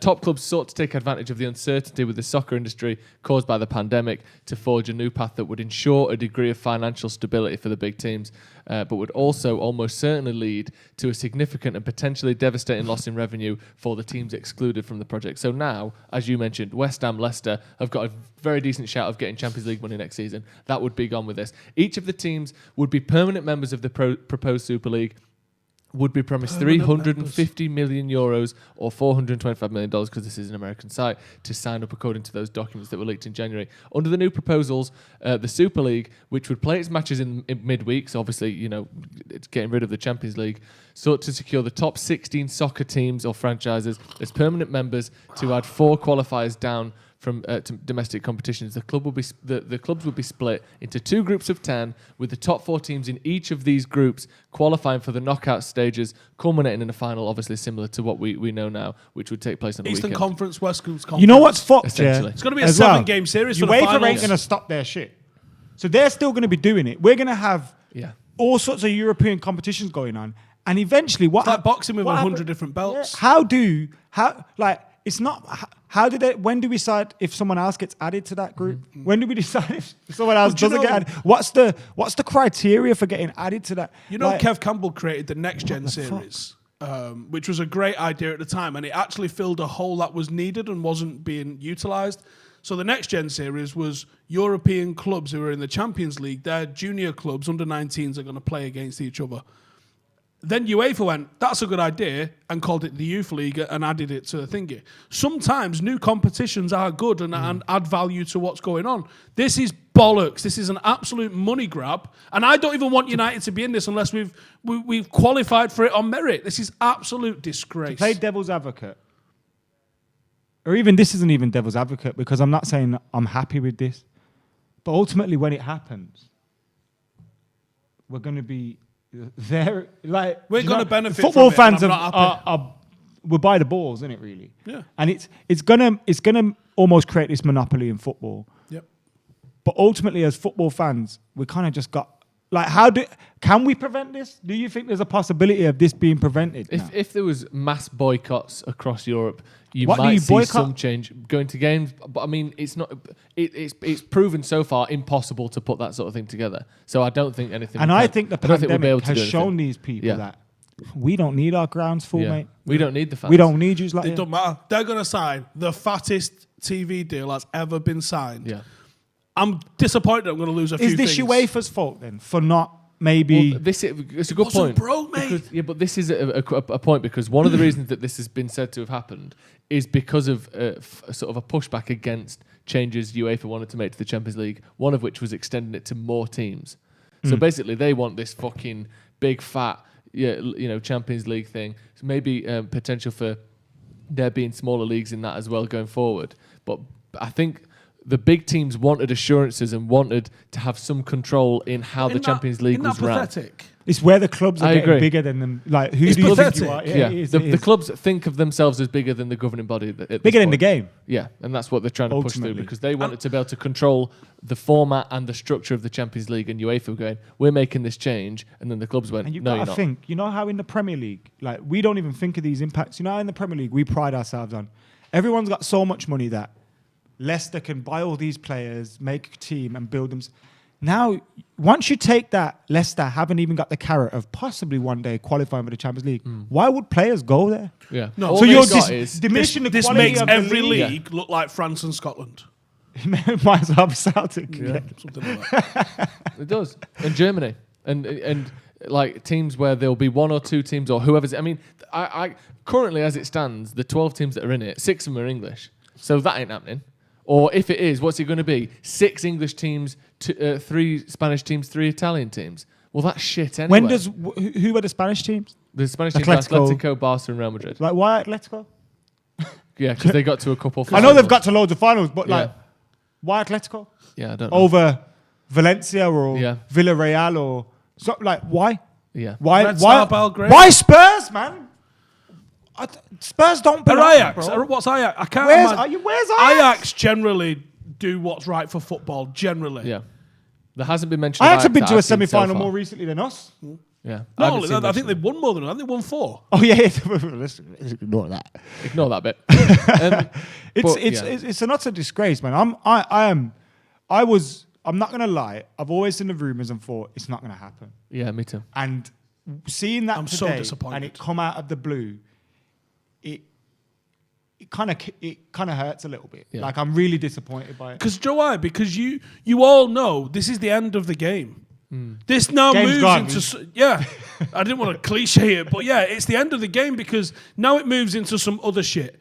The great thing about football, all of football, is the pyramid that exists around it. The fact that you can do what Brian Clough did and win the second tier in English football, win the first tier in English football, and become European champions. That's what makes football fucking great, because those romantic stories exist and they happen, right? You can do what Celtic's Lisbon Lions did and have a fucking team that grew up within pissing distance of Celtic Park, grow them together and become European champions. You can do what United did by having all of the fucking kids that we've had come through and go and win Even that things thing. like does Mourinho happen? No. That Porto win and all that. You like?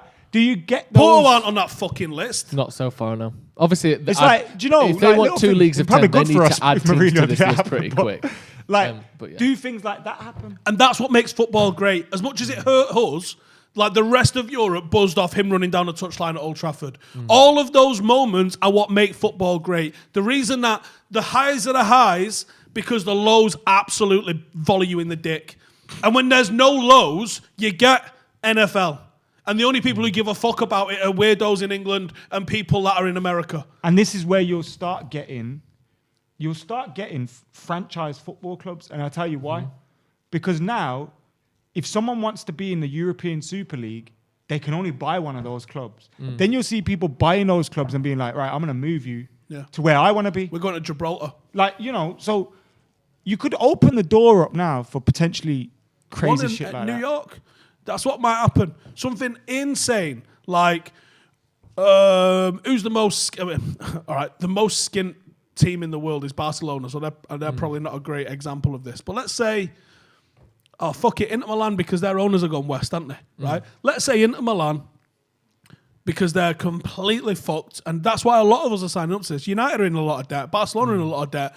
I think Atletico are in a lot of debt, and people are going 350 million. Real Madrid are in a fair bit of debt. True. Not quite as bad as some Sign on the others, dot. but And that's why Manchester City was like, yeah, we'll just see what happens. We don't want to piss UEFA off for a change. And you know we how don't need the we've money. been looking at transfers being maybe some won't happen because of money. Maybe Real Madrid have got the money for Pogba. Yeah, maybe they were all sitting there waiting for that 350 million to clear. Should we go and check the cash machine, see if that 350's landed yet? You know, hang on. Before I make a gyro decision, and everyone's at the thing of before I make a decision, Joe, do we have a name for this yet? For what, the European Super League? Yeah. Is it just going to be European Super As League? far Because as I'm that's aware. disappointing, isn't As it? far as I'm aware. We might never hear the child. This is the point I was getting to. Does it have a theme tune? Oh, it will do. It'll be shite and all. Oh, it's going to be proper fucking... They're going to get Do you know where that Pitbull came and from, by the fucking way? Neo to I do do. it or something like that, ain't they? It was I listened to a podcast with the guy who wrote that was on. It's based off Zadok the Priest, isn't it? Which is another song. From? Just There was 2 sporting events that happened preceding Oh. the invention of the Champions League, which was the inspiration, which is why they Well, created they used it. that when I think Kings and Queens are thingy given the throne in England. It's They use that interesting song. as They play well, that song, that but I don't know where that comes from. But it's Marca based off report. of that. If you listen to the two, they're very similar. It was Italianate and Barcelona Yeah. Olympics because they had such iconic theme Yeah. tunes. UEFA went. We need a we theme did, tune. We did a theme tune. Yeah, and that's what it's based on. And do you know what? And fair play, it was one of the best things to happen to football. Yeah. As mad as it sounds, marketing and branding, the Champions League fucking smashed it out of the park because people have it as their ringtone. I even people remember the text each adverts. other. It's such a good You know, song. the adverts like And on do you know ITV, like the Heineken adverts. And do you know the lyrics as well are just like, we are the champions. MasterCard this adverts is the are great. champions. The champions are here. It's The just best team. The best team in Europe. It's literally just the cheesiest, shittest lyrics, but it's so good. One point quickly about PSG, because we haven't actually given the details on that. French champions PSG, for example, have been invited to join, but so far have resisted. Its So have president, have they? Yeah. Nasser El Khelaifi sits on the UEFA board and also heads BN Media Group, the Qatar-based television network that has paid millions of dollars to UEFA for the rights to broadcast Champions League. So that's why PSG aren't in it.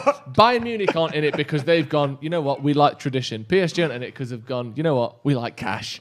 So that's why they're not in it so You know far. what? We can't lose this cash. Yeah, exactly. Like, we need these guys to be in this competition. But to your point, Steve, about the money of this. PSG are going to finally win it when it means fuck all. Yeah, about the money of this, right? The last one. Like, they can ensure every single season United play Madrid, United play PSG, United play Chelsea, United play City. I don't want to play them every fucking week. Well, no, neither do I. every- But that's yeah. money-wise. There's no more. You know, who would it be? Shakhtar versus Porto. We're going to get the video pulled. Take that off. Yeah. Take that off. Take that off. Yeah, we're take gonna- that off, take that off, take that off. Steve. It's Take that- incidental. No, take Turn that off. Steve's Take mic that off Take if you that have to. off. Take that off. Jesus wept. So that's where the money comes from, obviously. Children. Just fucking children on children. here. But yeah, let us know what your thoughts are in the comments because I can't imagine any football You fan. needed to find the karaoke version of it. That's how I did Stan. Someone playing it We found a on the fake street. version of Stan where some British fella made it out in his bedroom. I can't imagine any football fan being a fan of this. Can No you? one's gonna be happy. And look, we want to know your thoughts in the comments because not only is this on the Watchalong, we put it out as another video as well. So get your comments in the comments below. Are you for or against it? Look, we're all against it, but we know as soon as it comes, we're gonna want to be going to the games and that. And it's kind of just fucked, innit? It's fucked. It is the death of football. Proper fucked. You wouldn't boycott it then? If everyone's on it, I'll do it. If I'm gonna be boycotting it on my own, then fuck is point in that.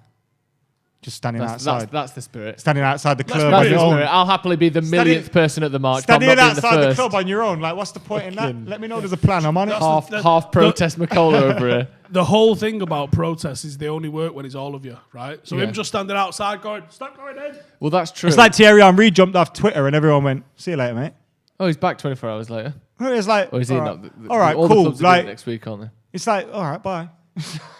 Literally, no one cared. There's a few. 5,000 people left United with FC United's formation. No one cared. Yeah. There's The a- only thing attendance is dipped. There's a few people in the comments saying that's socialism for you. No, that is about as good an example of capitalism as I've ever Socialism seen. is People good. blaming socialism. This Don't is blame on socialism for this. No, stupid. socialism That's is what not Americans socialism. This is what are. you find They when- spread out all the best players to the shit teams. They all fucking don't get relegated. This fucks everyone. This makes the Capitalism gone championship mad. less interesting because the reason the championship's interesting is because everyone's trying to fight to get to the Premier League. Yeah. It's not going to be as important to get to the Premier League anymore because you're like, what's the fucking Yeah, point? unless we win it, we get fuck all. Yeah. And even if you win it, so if you win the Premier League now, what do you get? A fucking handshake and like a tour of fucking Thailand or something? Like, that it? Yeah. No European competition. No, it's Game's awful, gone, man. lads. Game's gone. I think there still will be, and that's why it's going to be messed up. Because It's it's going to be like WBC, the table finishes. WBA. Let's say next season when United win the league and it's United, Hang on, what? Hang on. I United. just totally glossed over that then. United, West Ham second, Leicester. and then like it'll be like West Ham are in the Champions League, United are in the Super League.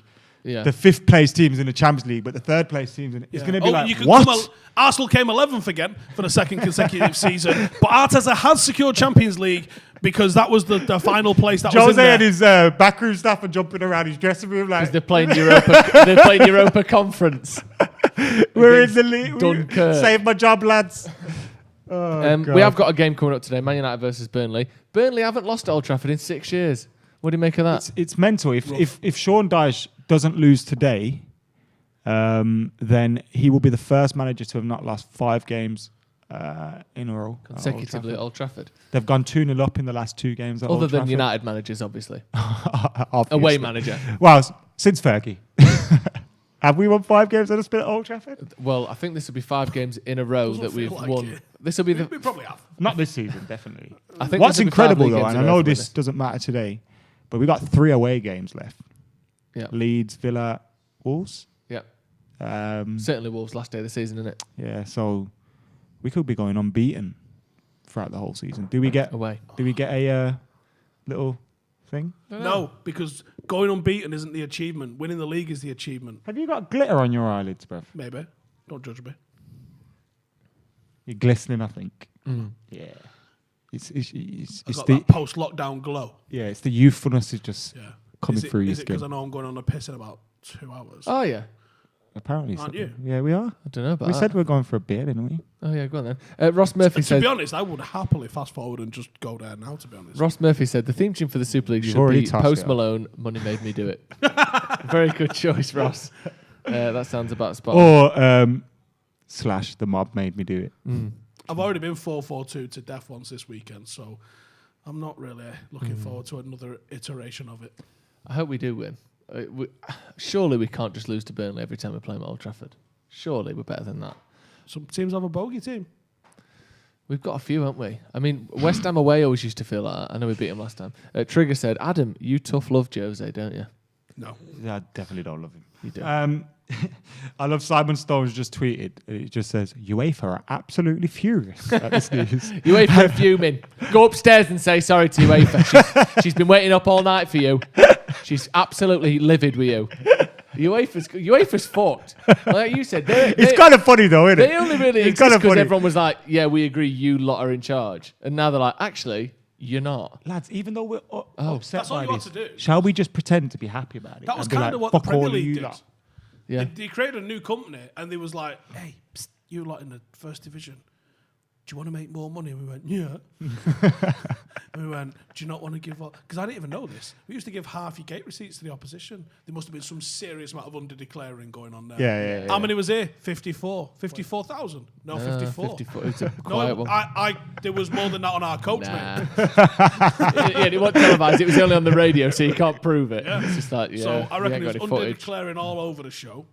Taking turnstiles out, so people just tons walk in. There was tons of other funky rules which changed with the advent of the Premier League. A lot of that was to do with broadcasting, though. But a lot of these are behind-the-scenes rules, aren't they? Like that kind of thing. Obviously, it helps the clubs, but this is the biggest change to football that I've seen in my lifetime. If this happens, also more, I would say that's bigger than the Premier League. Yeah, because I can't remember the Premier League. It also moved away from the Football League. I just about remember it, but Martin Edwards educated me a little bit on some of the reasons behind the Premier League, because I was like, That's one of my wasn't it favourite just- videos of yours, Wasn't it just a new name for the top division? It was like, no, it was like a new company.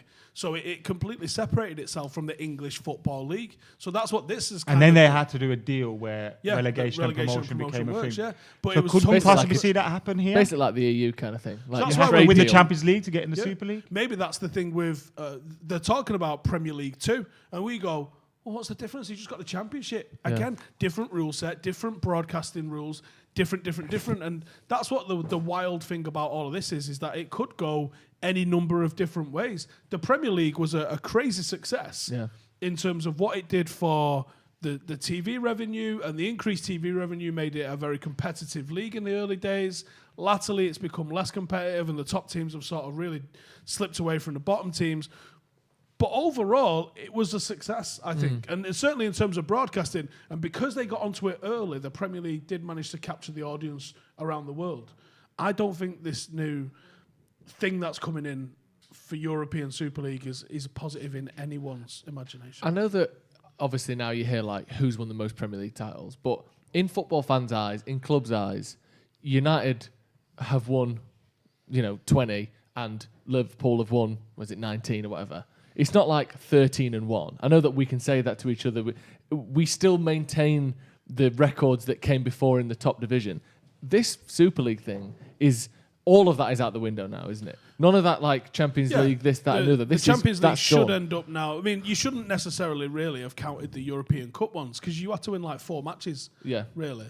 Even our 68 win, like some of the Look at clubs some of that the he teams played. Liverpool beat back in the day, like TPS and them, man, from Finland. Yeah, I mean, we had No disrespect, Hibernian, but- and you go, oh, Hibernian from Scotland. No, Hibernian from Malta. Yeah. Oh, okay. Like, Yeah. we had some rough ones in our 68 cup run, but that was what it was like. You played no one. Like, I can't remember which one. It might have been them that you just said. Liverpool won like 10-0 in one of their cup wins. Like, literally just playing a pub team. Our record win was against Anderlecht, who are a bit more well known now. Yeah. But our record win was 10-1, wasn't it? Yeah. 10-0, I think it was. Yeah, something like that. We've got a couple. Can't count these ones, though, to the European Super League. No, Can't that's amalgamate not. that as European Do our Championships. European Cups get zilch off now? Yeah. Yeah, well, they should do. It's not even Or do you remotely just similar. have They're not 3 really European They're Cups not and 0 Super Leagues? It should be that. It should be that. Especially, I mean, I can't imagine a world where Bayern and PSG are the only real big teams that stay in the Champions League. I think if this does happen, they join, but they just join at the end going, oh, we didn't want this. When 4 really years later. Bayern Munich Or did something kind of like want that. it, and PSG only did 3-4 want it. years later. Yeah. Like, No, maybe, realistically, was the Cup Winners' Cup win in 1991 harder to win, or at least harder to get into, than this Super League is? If you can just finish mid-table like Arsenal are going to and win nothing. Yeah, let's stop talking about that. The players are coming Yeah. out. There is a game going on, and some might say a title charge could be built. He's today. saying it. Do we think? Some might say. Or is it 8 points behind City if we win today? Yeah. Do you know? I'm not going to say it. It just makes those points that we dropped against Sheffield United and West Brom so much worse, doesn't it? Yeah, but that's Fuck the thing. off, man. If you aren't Fuck's top of the sake, league, man. there are games you drop points But in. them! So you can look back and go, Them! if we didn't drop those points, we'd be top of the league. But that's the case. Sheffield United. You know, if Wolves didn't drop all the fucking points they dropped, No, they'd be but top of the league. Sheffield United. I know, good but point, that's that, always At it always Old happens. Trafford. He You're has a always point going to there. lose to a shit Everton in the last minute. Wolves would have been undefeated right now yeah. if they didn't lose. team. Exactly. That's a good point, well made. I know, obviously, it's different because we're closer to them, but and the Sheffield United one is the one where you can sit and go, the refs came out and said they fucked up on that game. And Everton, 10 seconds, bro. Yeah, that's really bad. Obviously, it felt 10 shit at the time, seconds. but in terms of going back and changing, Okay, it, let's we just lost forget that. Sheffield United. We lost. Just lost. We that. lost. All right, we lost. Right. Hold on for 10 motherfucking seconds against Everton. I think if Yeah. De Gea had taken All right. longer on that Just free those kick, 2 points. Yeah. we now. would've- Get booked. We win today. We're 6 points Because behind even them. when the referee has to come and book you, Squeaky, then bruv. 30 seconds gone. Book me, for what? Yeah. And he's walking over, and, And then call him a wanker. And then get you booked walk, again. and then you walk to the ref past the ball, so the ball's now behind you. You stood on the halfway line. You have to walk back to the ball, back round the back of it, take that free kick, kick it out. And we just hoofed it at him. Game intelligence, absolutely lacking all over the show. Anyway, Who's Peacock Farrell? Let's not worry about that because Keeper, we've still got a chance to win the league, and we've got a couple of super. He looks chats. too Don't say nice that. to be a keeper, doesn't he? We have got a Peacock chance to win the Farrell. league. How many? I mean, even Goodmanson's got a St George cross in his flag. Like, What? this is the most Brexit fucking football club Yeah. that's ever existed. Even the Icelandic player they've got. Look at that. Even Chris Wood, New Zealand's got a Union Jack in it. I know. And in the last, and doing fan cams, I've been racially abused twice. And one of those places was Turfmoor. Really? Yeah. It wasn't any of the players, though, was it? You know, the other place was Chelsea. Oh, okay. Chelsea. You always get it there, Yeah, though. what do you expect? You always get a little bit at the Chelsea. It's almost nice. If I don't get it, I'm like, Yeah, you go and think. someone, come on, anyone, Did I do something wrong? do something to me, please. The Francie Brady says, if United join the Super League, they never need to be good again. Exactly. It's true. And that's why It's the literally Glazers, true. Well, that's why the Glazers are rubbing their hands together, because that is the whole point. There's no incentive to be good because you're already in the biggest money-making system. Well, that you there need to already stay is. in the Premier League, but it's literally Well, incentive do to they? not finish 17th. Yeah. Tam Attard, Juve fan. We might not even make the Champions League anyway after another loss today. Yeah, Inter basically have won the league in Italy. Conte, they're smashing it. Pirlo, shit in the bed. We would win the league in Italy, wouldn't we? Easily. It was 3. Oh, yeah. Give me a score prediction for today. United Burnley. 2-1. 2-1 United, obviously. Yeah. Steve? You don't like it. You don't like playing Burnley, worried does he? today, are you? I fucking hate 4-4-2. But you know what it is? I like 4-4-2. Because they've got a when I result play at it. Old Trafford the last 4 times. Surely it can't happen again. Like, you know when we've beaten someone like 20 times in a row and we come and play them, I'm like... Oh, gonna be viral again by tonight. Why would you say that? Why would you say that surely they can't beat us again? Of course they can. What, like you, before... Who did we lose against? Sheffield United. Yeah. Fucking weird. I stand by it. We won't lose to them again. Is it the Arrested Development theme tune? Yeah. Roll that. Bum, bum. What are you saying then, Steve? What's your prediction? I think 0-0. God. Full of confidence in it. I'm going to go 2-0 United. Can we get a little bit of all? Get your score predictions in the comments as well. We'll go through some of those. Anish Joshi says... How come Ollie looks so mad? 1-1 and then a sad face. Francie Brady 6-0. 2-1. 3-0. Do you know what? I bet he's been in that fucking change room, hasn't he? Going, you better do it for Prince Philip. Oh, is it? Yeah. You know what I find hilarious? You know how people think... Like, I was thinking about this about Mark Noble the other day. When did he ever go to fucking football? You know Mark Noble, yeah? You know Mark Noble? I've thought about this. You know how everyone thinks of him as like proper Brexit, leave, loves the Union Jack, all that kind of stuff. Probably not. Imagine if he was the most left-wing person in the world. Like me? I thought of a sketch of Mark Noble just being this proper liberal guy. Social justice just warrior Mark Noble. That's quite good, actually. Yeah, but isn't that me, though? It literally is, yeah. Yeah. Because I remember meeting you thinking, I'm not sure if I'm going to like this guy. He was sound. I still think that now, though, to be fair, years later. What do you want me to do? Sort that out. Looks gross, doesn't it? Yeah, we need a new thing. Old Trafford. This is horrible, isn't it? I'm trying to get us a new thing. Relax. Do you know what I want to look at? Like, we need to put on them lights on here. No, we don't. See, what a black light. Filth on Oh my God! I swear to God, this is what happened yesterday. Offside. I didn't see what the fuck, lads? It looked like Henderson mistake. It's about 15 fucking seconds in. Big oof, Chris Woods, here we fucking go, lads. 4-4 fucking 2 He is offside, which is good. Yeah, he is. Only Luke just. Shaw's Only very just. close to him, though. He is offside, I think. But Jesus, lads. Jesus! That's a mistake if I've ever seen one. At least he came for it. Just don't get there, Dale does he? just stand there in the middle with his knee shaking. Don't look at me like that. You can't say at least he came for it when you made At least he made that mistake. This might be a goal. De Gea wouldn't have even made this that might mistake. be a goal, you know. No, they're not giving that. I think he's on. He's offside. He's off. Fuck me. Early warning, anyone? I ate 4-4-2. Yeah, they've carried on. No goal. Oh, what a touch! Pogba. Oh, So just my too hard prediction for was Bruno. fucking gone in 12 seconds, wasn't it? Needed to take a bit off that pass, man, didn't he? He blasted it, didn't he? But it was the right shape on the pass. It was just too much. The touch was amazing, though. Joy Chowdhury says 49-0. 2. I bet it's not. I bet you. I agree. That I bet it's not. You reckon Pogba's growing his hair out? Or he's just leaving it that long? Like, that's the longest he's going to be? I'm not sitting here can you talking see him about going Pogba's hair.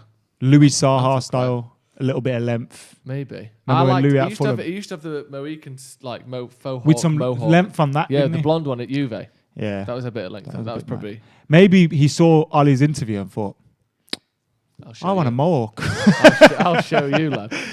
This is the way to get my transfer to Real Madrid. A And mohawk. then he comes out and he's talking shit about Jose and all that. What do you make of that? I loved it, mate. Did you? I might have had a wank after it. Really? Yeah. What, it was just great using those stuff. words? Yeah. As Written more lube. down on a piece of paper? As lube. Using I don't- Pogba's words as lube. I don't know how you can use words as lube. As Chris Wood gets in behind Lindelof. Oh Honestly, my. Lindelof did well there. Speaking of lube, like Chris Wood last night would have been absolutely beside himself thinking he's playing against Lindelof today. Because honestly, Speaking of lube. It's his favourite, isn't it? It's his favourite. Chris Wood loves playing against Lindelof. Scored in his last 2 meetings at Old Trafford. fuck's sake. Ollie's likes Lindelof though, and that worries me. Why? I feel like it's a little oversight in We Ollie. should know that, like, because every team's going to do their own work on us. It's such a weakness for United that direct ball. Honestly, like, we're really good in some situations. We're excellent in the counter and Fred, against some that other is teams shit, and that. Fred. Do you know But- what's happening here, though? Sorry, go on, Steve.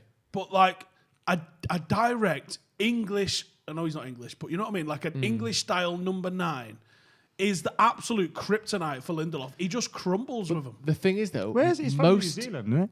New Zealand, man. Most teams don't have a Chris Wood, and that's because in a lot of situations they're not that effective. But like most of the big teams don't have someone that can do that. So that's why we look. Well, I know that we haven't had the best record against the top six. Harry played Kane Marcus. going direct against him. Oh, played Marcus! Wan-Bissaka. Go on, pull it back. McTominay! Hang on, what the fuck happened there? Cleared in front of the goalkeeper That by was great someone. by Marcus. Yeah. What a ball that was. Opened his Marcus's body up, found the playmaking pass. Is a hell of an underrated His, attribute. That is. you know what? His decision making leaves a lot to be desired at times. But when he does pass, the weight on his pass, I think, is underrated. Like sometimes he can just do a proper grass cut and then just fizzes back a little bit. He's got a different variety to his passes. Do you know that one that Fred got dispossessed on then? That's the sort of tackle that sometimes you get in one of those games where they're given as a foul every time. Against Burnley at Old Trafford, that will be given 0% of the time because the ref in his head is going, well, what do you expect? It's Burnley. You've got to expect hard tackle. Because it wasn't really a foul, but if that's in the Champions League the other night, that's given every time. I think Burnley have surprised people here, though, by United, because you don't normally expect them to come out pressing so high, do you? No. Which they did. But that could be good for United.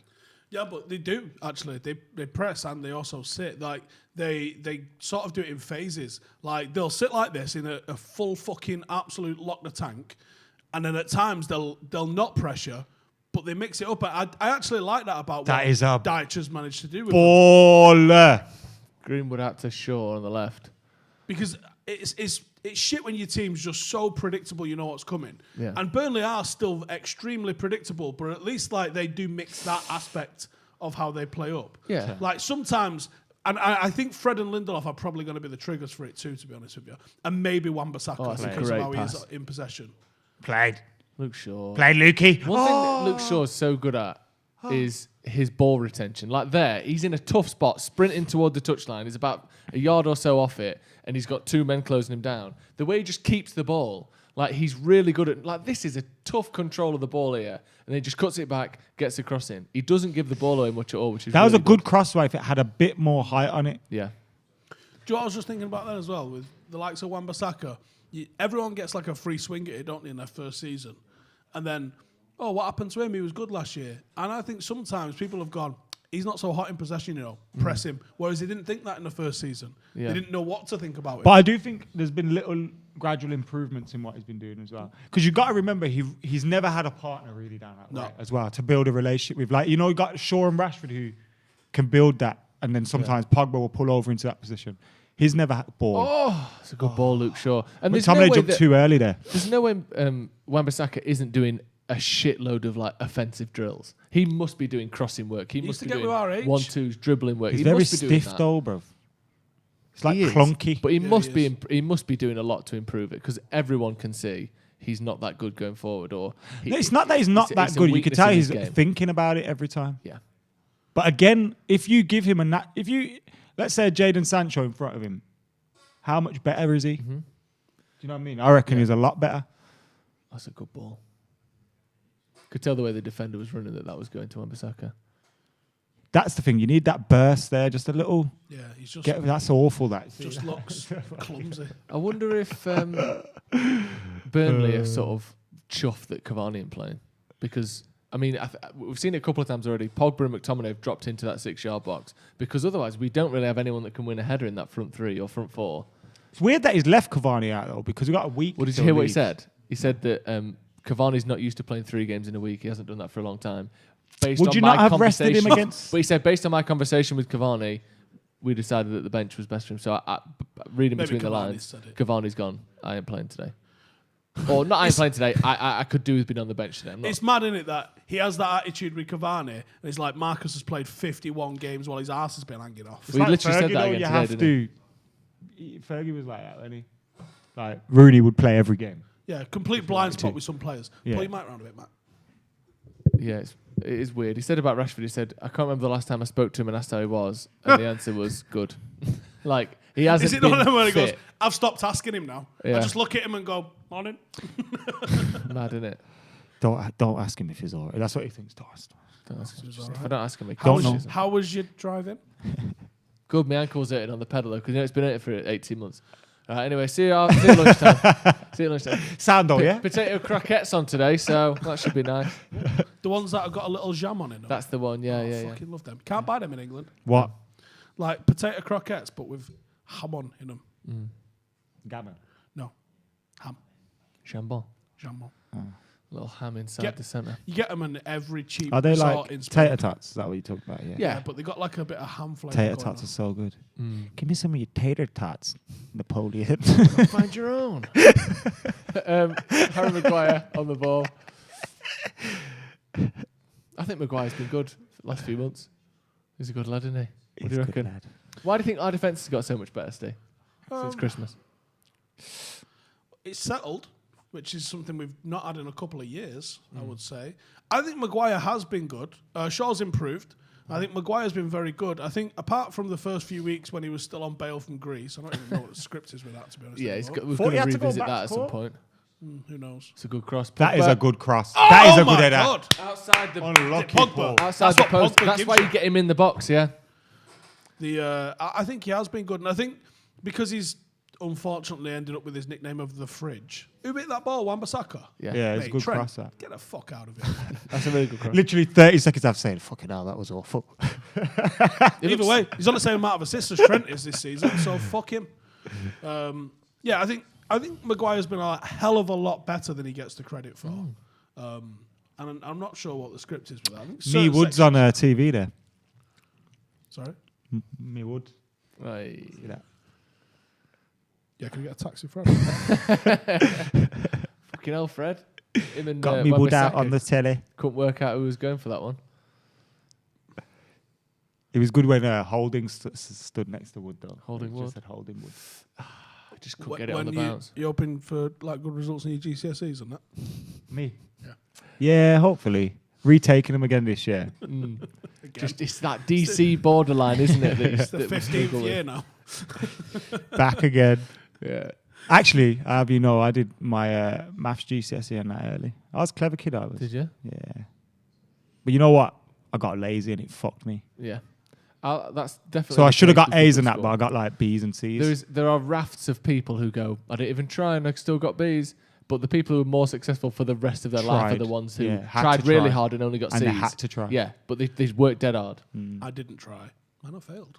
Well, there you go, Steve. But then since then, I guess you've had to try some things to do well at them. Yeah. That's better. I thought I was going to be playing rugby. What the fuck do I need a GCSE in fucking geography for? I didn't do geography. We got to pick some of ours. I didn't have that. I got like 4 C's, handful of D's, and I got a U in English. You had a handful of D's. Handful of D's nuts.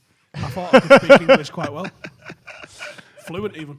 Got a couple of B's, a gob full of D's, and a couple of E's. Just to take my mind off things. That's what we call a weekend. Yeah, exactly. I remember going out. I was going to say, you've been out much since pubs have been open then? I went out on Friday night with the lads. I was going to say not once, but it was freezing though, because I forgot. We booked 2 tables in some pubs and that. And then we went there and I forgot that we're going to have to be outside all night, aren't we? I forgot that like part a of t-shirt. it. Nah, I did actually bring a jacket, which was good. But I enjoyed it, man. It was good to see everyone again. It's nice, isn't it? It's nice having like the noise of people being out as well when you're walking through a city. Or Random people just. Yeah.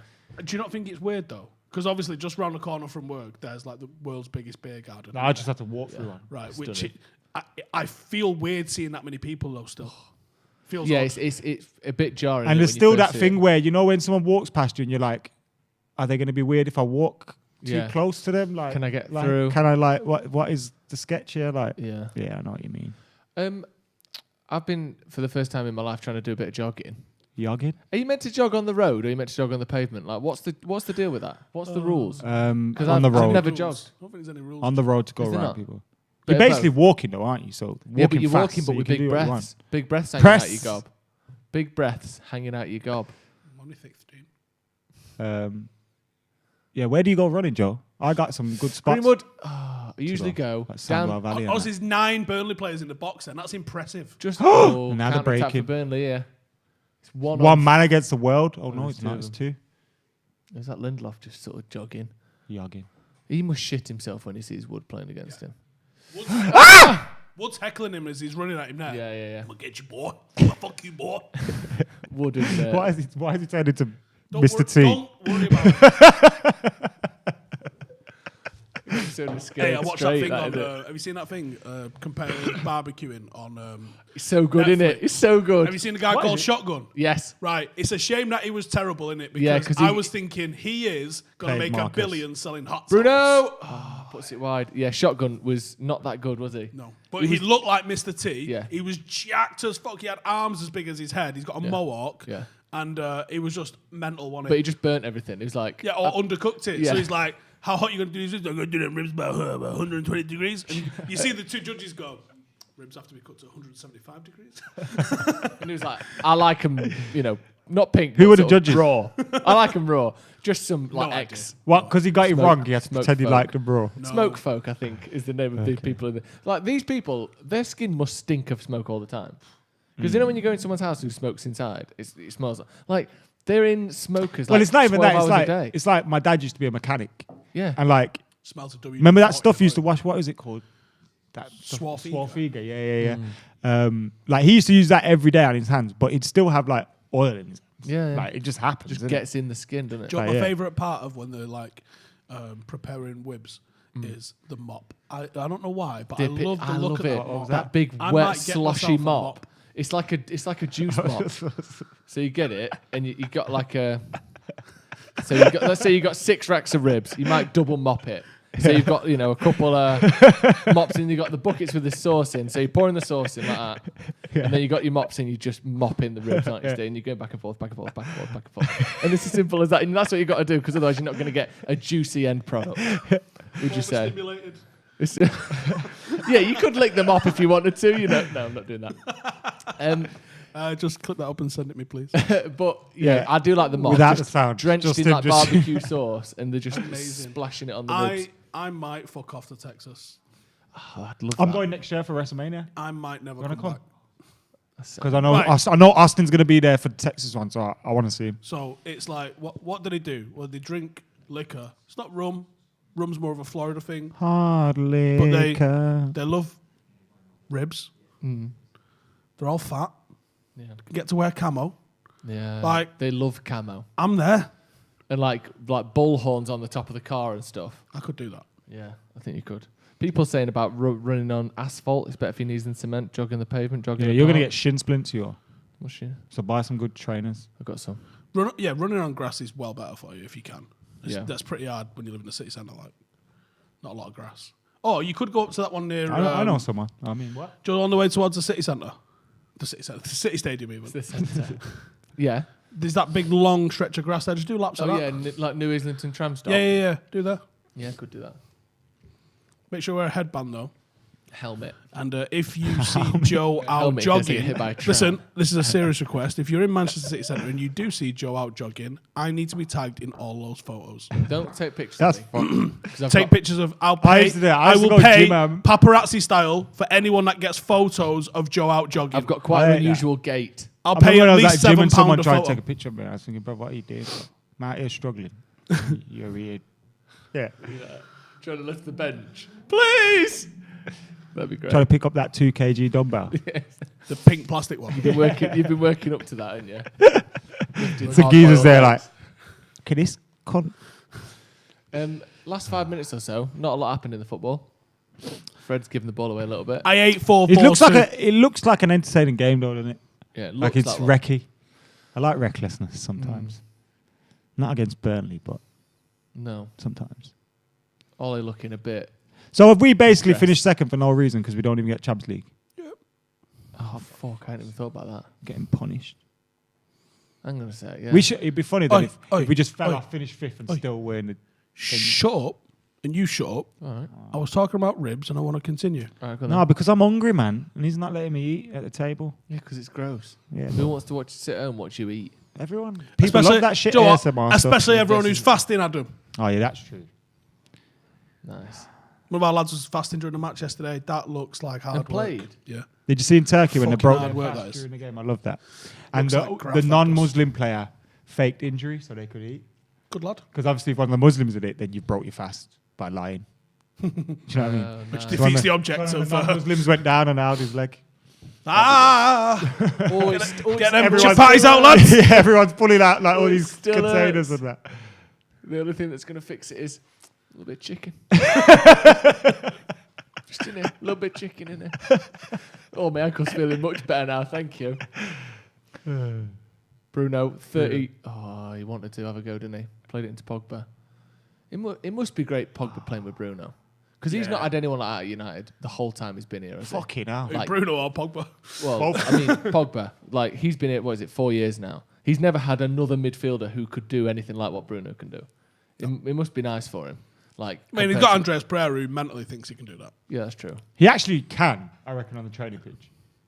It must And then do, because in the games. way he was getting selected was Remember like, pre-season it'll stuff? come good. It will come good, because I just saw what he did in Yeah. training. He's definitely going to come good. And then no. People Remember- saying, sorry, go on. Go on. I was just saying pre-season he was mint all the time. Philip Glover said Joe runs like Phoebe from Friends a little bit. Why wouldn't we get? Yeah, if Champions anyone League? watched Friends, we'd know what that meant, wouldn't we? Fucking Yeah, shit only show. the 70 million people that watch Friends. 70 million weirdos, more like. Nice. Why wouldn't it get 70 Champions million League? people who need real friends, more like. What did I miss? The formation of a potential Super League that would kind of usurp the. We're going to Champions upload that onto. Cam went, yeah, we'll upload it Tuesday when the news is old, but we're going to upload it today. Yeah. So that'll be up soon. What time that going to be up? At full time? While you're waiting for the fan cams? Yeah. Yeah. Smithy, with 2 Fs, says, I bet Joe runs like Raheem Sterling. Yeah. Yeah, dinosaur style. Yeah. Whatever. I run really long-leggedly. Yeah. Really bound in. Like I'm bouncing leg to leg. It's quite fun, actually. I used to be quick, man, and now I'm slow, and it's like just sad. Is that because you're not round or because you got old? Maybe both. Yeah. Feels like it, doesn't it? Because you can't deny I have got old. Yeah. Not as old as him, though. No, you'll never catch him up. That's how age works. Big Tony, lads, heard anything about the Super League rumours? Not sure I rate it. Also, why would Arsenal be in it? Isn't that like a donkey in the Grand National? Do you know what? We should discuss that. Yeah, we will. depth. If you haven't seen, we'll be releasing a video about that later And today. if we did do it during this video as well, so we're not just ignoring you. No. We have covered it already, but we covered it in quite depth. So for us to go back over it now would feel a bit weird. General consensus was not too plussed. No. Who is he? One of your old mates from the army? Shut up. And no That was one's- a good one, that. You know that was a good one. General consensus. That's fucking good, that. That's not bad, actually. That's good, that, isn't it, Joe? What do you think? It's not even dad joke level. It's just shit. It's good, that. Come on. General That's- consensus. I think that's my best one today. Best one today, yeah. Yeah. Yeah. It's not bad, that. Best Used to beat up Steve in the army. Best barbecue combo. Got a text off a mate this morning who said Okay. 1 in 3 people lives next door to a pedo. And then he Steve's said, neighbours aren't pedos. and then he went, not me though, because I've got an old woman next door and some sexy kids on the other side. And you do know, you've just said that on a live stream. Whatever. He's a football coach, so if... So are you? Do you live next to Barry Bell? I don't fucking coach under 9s though. That's not offside. Yes, you it know. is. Yeah, it is in the today's stupid It is rules. anyway. Come on. Looks He's so half a close. foot But onside. Arsene Wenger is trialing. He's half a foot onside. He's trialing the daylight Offside, sorry. rule in China, aren't they? In tier Really? 3 in China, I believe. I don't know if it's being trialed or it is being trialed or it's going to happen soon. But they're trialing the daylight version of that rule, which I think it should be anyway. Back to the Van Nistelrooy days. So then you can essentially be... Because then if you you're- lose those if you're decisions. So that taking- would have been a goal. But if I'm taking a big... Or someone my size is taking a big stride past the defender, I can be close to a metre offside. My 1 foot can be a metre offside as long as my other foot's there. That's a lot, isn't it? A metre? If I'm stretching and extending and running, arm out, I could be a metre offside and that's still onside. Hang on. There's been a statement. I think we should actually have a look at that statement, and maybe we can edit this in with the previous video. Can If we it get hasn't gone out yet. the statement sent over to us on Slack, please? Please, thank you, lads. Thank you. We love you, boys. Someone in the comments, legendary 628, says going to Texas will result in gunshot wounds. I think But not for Texas has a lot of I imagine obviously it's madness over there and it's crazy and that. But Yeah, but I in reckon the there's, countryside parts, there has that's to be just the same normal here. people there as well. Do you know what I mean? In the cities and that. It's not just Mate, Houston sounds awesome. Austin sounds awesome. Yeah. Like there's some awesome Dallas cities. sounds pretty Dallas, cool. like what do you do there? I'm working on an app. Like I'm not like wrangling sheep and pigs. Like yeah. Not everyone's a hillbilly. no. But I reckon there's some That's proper a corner that is fuck's random places sake. where it gets like that. Why you always look stressed, Linda? Laughing, Anyway, man? Taliban didn't get me. Rednecks ain't. Yeah, fair. I think that's fair to say, isn't it? Yeah, sure. I like the weather as well. I could definitely live somewhere where it's hot. How hot, though? Like big hot? Not Arizona hot. No. That's a bit crazy. That Phoenix sounds like. What is it today? 130 Fahrenheit. Jesus, titty fucking Christ. Yeah, too hot. That's too hot. But just like 100, 110, sweating my face off. Yeah, I'm well happy with that. Yeah, when I leave this country, I'm going Barbados, boys. I've already thought about it. Could I do my job from there? Do you think? Barbados? It's just internet, innit? No, you couldn't. You just need internet. Right, so Long here's... commute out for a match. No, just forget it. Like forget enough it. getting Like you from European fucking Super Birmingham, League innit? coming. Like I'm disillusioned with life. Oh yeah. Yeah, I'm disillusioned with the game. I'm falling out of love with it. Well, let me read you this statement as an Will update. it make me fall back in love with it? I doubt it. Let's see. This is a statement by UEFA, the English Football Association, the Premier League, the Royal Spanish Football Association, La Liga, the Italian Football Federation, and the Liga Serie A. They have said UEFA, the English Football. I'm not reading all them again. The above mentioned, the aforementioned, people, may be planning to announce their creation. Oh, sorry. Right, let me do that again. The aforementioned organisations have learned that a few English, Spanish and Italian clubs may be planning to announce their creation of a closed so-called Super League. If this were to happen, we wish to reiterate that UEFA, the aforementioned, will remain united in our efforts to stop this cynical project, a project that was founded in the self-interest of a few clubs at a time when society needs solidarity more than ever. We will consider all measures available to us at all levels, both judicial and sporting, in order to prevent this from happening. Football is based on open competitions and sporting merit. It cannot be done any other way. As previously announced by FIFA and the 6 federations, they could have just started using them three as those things as the names from the start. The 6 federations. Yeah. Sounds like some Star Wars shit. It does. The clubs concerned will be banned from playing in any competition at domestic, European or world level, and their players could be denied the opportunity to represent their national teams. We thank those clubs in other countries, especially the French and German clubs who have refused to sign up to this. We call on all lovers of football, supporters and politicians to join us in fighting against such a project if it were to be announced. The persistence of self-interest of a few has been going on for too long. Enough is enough. Doesn't get more For the fucking many, harsh not the than that. few. Doesn't get. Do you know what? I support everything they're saying, but I did have a chuckle. Pass it me, let me have a look. There was a line in the middle of that where I was like, UEFA, you cheeky bastards. Meanwhile, you're reading that, Adam. A project founded on self-interest when society needs more solidarity than that. UEFA. Yeah. The Premier League co-signed that. Did I hear that? No, the English FA, not the Premier League, was it? No, it's Premier League as well. So they're basically saying you can't play in the Premier League no more as well. That's the suggestion. That's a domestic So it's competition. UEFA, English Football Association, and the Premier League. No, but from I the mean, it English said UEFA and domestic competition, didn't it? Shit is getting real. The Yes, clubs that's concerned- what I want to hear. The clubs concerned will be banned from playing in any other competition at domestic, European, or world level. The international stuff would make players go, whoa. Yeah, if you can't play in a World Cup, if you can't play in the Euros, if you can't even play in the Premier League no more. What might be interesting, though, is if they go, all right, we won't do it.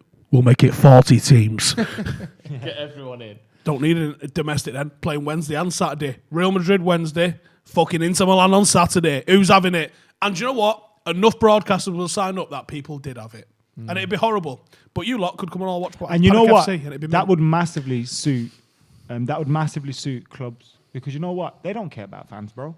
They don't care about the fans that go to every game. You know the fans that go to away at Manchester United and have been going for their whole lives and they will go for the rest of their lives. Man United don't want those kind of fans because those kind of fans buy their ticket, go to the game, go home. Yeah. They want fans that are going to come once, spend $1,000 on merch, spend everything on the concourse, do this, do that, and have that cycle continuing. Really every interesting, though, if the FA, Premier League, all them lot tried to do anything to the likes of United and, who was it, Liverpool, basically the big 6. City, Tottenham. All of them that are in the mixer with that one. And was like, you lot won't play in the Premier League. You're like, yeah. How much do you think you're going to get for the TV rights for the Prem without us lot? Who's watching to play? But the thing is, though, the suggestion up until this point isn't that. Have you seen Twilight? These teams aren't going to I've leave. seen it in your eyebrow. I'm shimmering like one of them motherfuckers. These teams don't want to leave the Premier League. No, they don't. want to But leave like, the league. if it depends how much poker face that you want to do, and be like, all right, ban us then, see what happens. I mean, the sad thing is, like, obviously, it's not Ole or the players that are coming up with this. It's the owners and that sort of thing. Like, I just think that it is only money that matters here, isn't it? Yeah. It Do you is think only players money that they care will about. begin? Do you think we could see some sort of? Because this is very early doors, isn't it?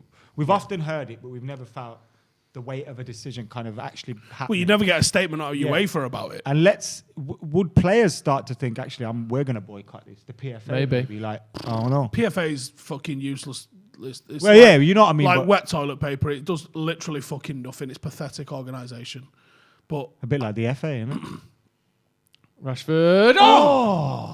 That was Ronaldo-like, wasn't it? 06, 07 Ronaldo. He's absolutely twatted that one. Who's this keeper, bruv? He looks young, man. He don't look like he should be in goal. He doesn't look like a goalkeeper, does he?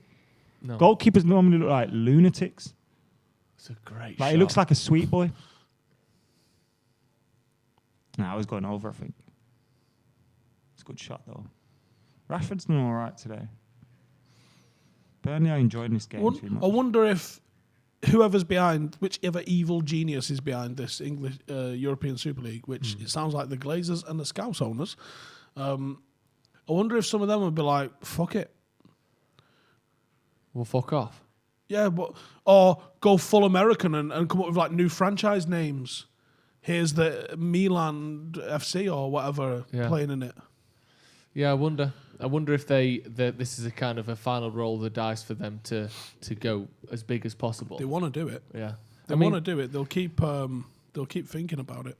Yeah, and I do like that out of UEFA, by the way. I do like that they've come out and just been like. But even they're only doing it for money.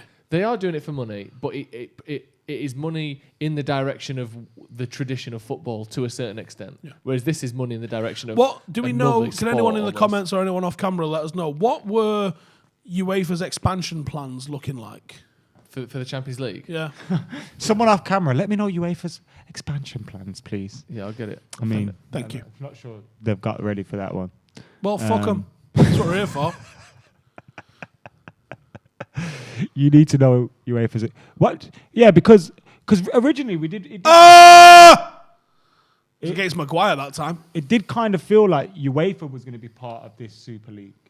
Yeah. As well, didn't it? Like I kind of felt. Well, this is a second. And then UEFA was like that and outside. Yeah, my cab's coming in a minute. Hello. So this is I thought we were meeting. This is according to Eurosport, but they're reporting a lot of different things. Plan to expand. This was from the 8th of March, so a month ago. But these plans have been in the works for a while. Plan to expand the Champions League to a 36-team tournament could be finalised within the next few weeks. The proposal would take an extra 4 clubs joining at the 2024 group stage, which would play 10 matches in a 36-team overall league rather than the current format, which sees 8 groups of 4 teams playing in 6 matches. Oh, I think this is the one I've seen where they sort of cherry pick who you play. So not massively dissimilar, but I guess the main fundamental difference is you have to earn it through performances still. Yeah. But there's rather just more than just teams getting fucking Zeused into it like Arsenal have. Yeah. Fucking Arsenal. Look at you. Spurs are the worst one.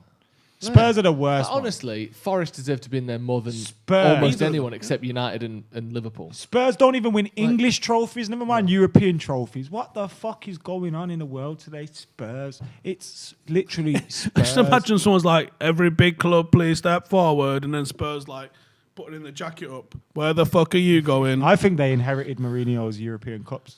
Or they think they did.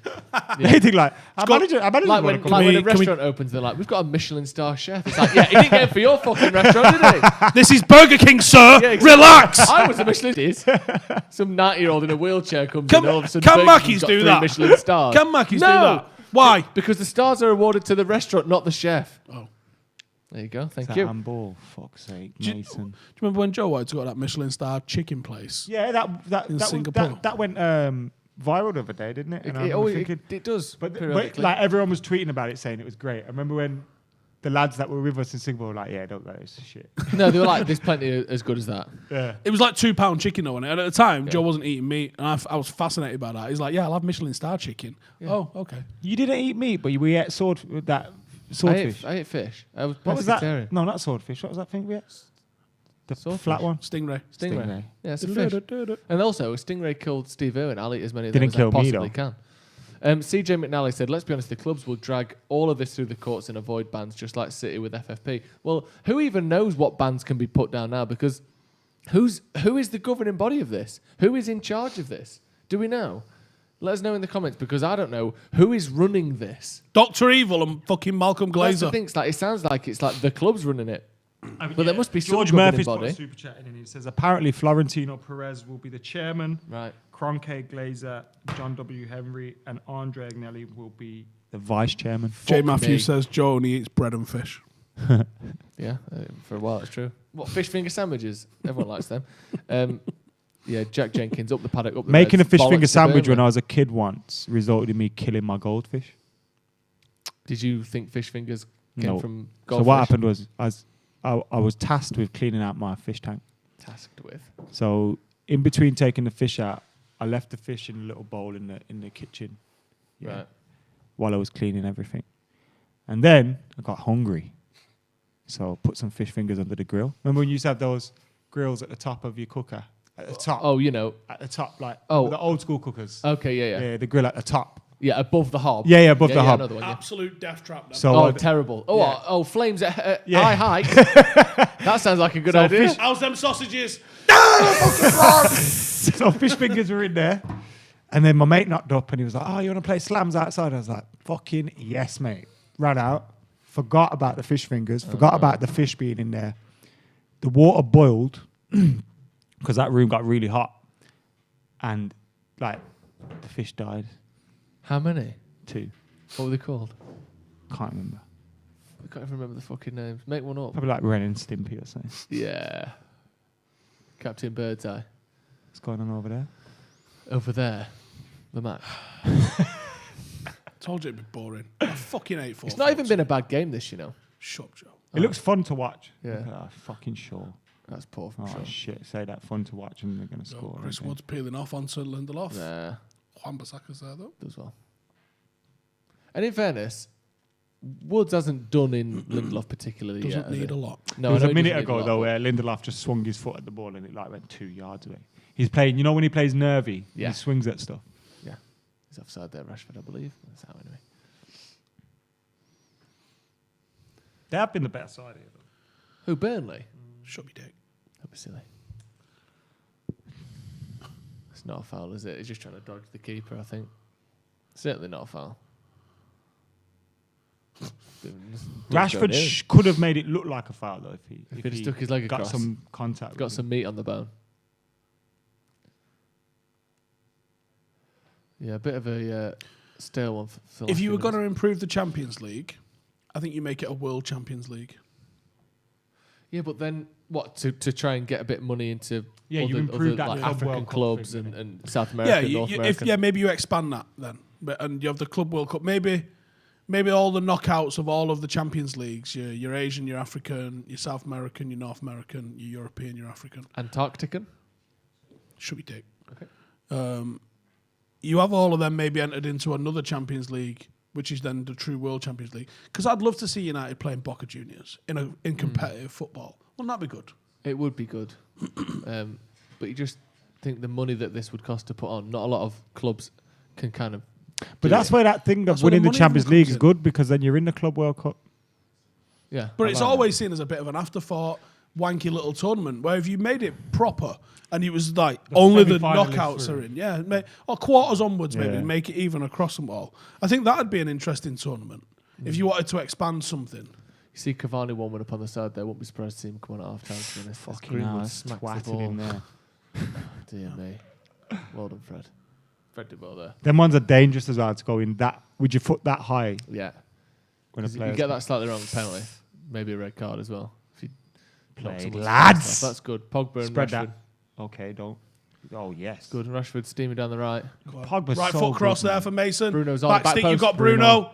Oh, And that in the crowd, I don't know. That header was good though from the defender. It took it off Yeah. Bruno. Just not like Glanced glanced it over it. his head. Yeah, glanced it. Bruno. Someone in the comments here is just pure Bruno slander. He's not in the greatest of form at the moment, but do you know what? He's allowed a dip. The numbers he's put up this season are frankly ridiculous. Yeah.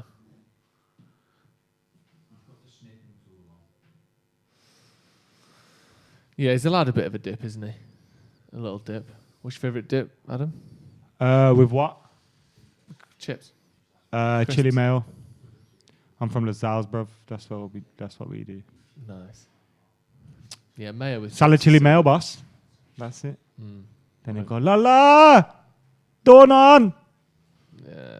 Get me? Yeah. There's a la la in every Asian chip shop. Trust me, in the back. Someone's uncle cutting the chips and making the naan bread. Oh. I promise you. I love it. And his name's La. You get smacked around the head as well every time he comes in. Nah, but he doesn't want to be there. He's just there for the hope he might get a passport. Lindelof on the ball. They are pushing quite high, aren't they, Burnley? See it. We've got the ball kind of 40 yards out from our own goal, and they've got 3-4 men in line with the ball. Fred if not taking further the ball, forward. the pressure gives me palpitations. It really does. Kept it then, though.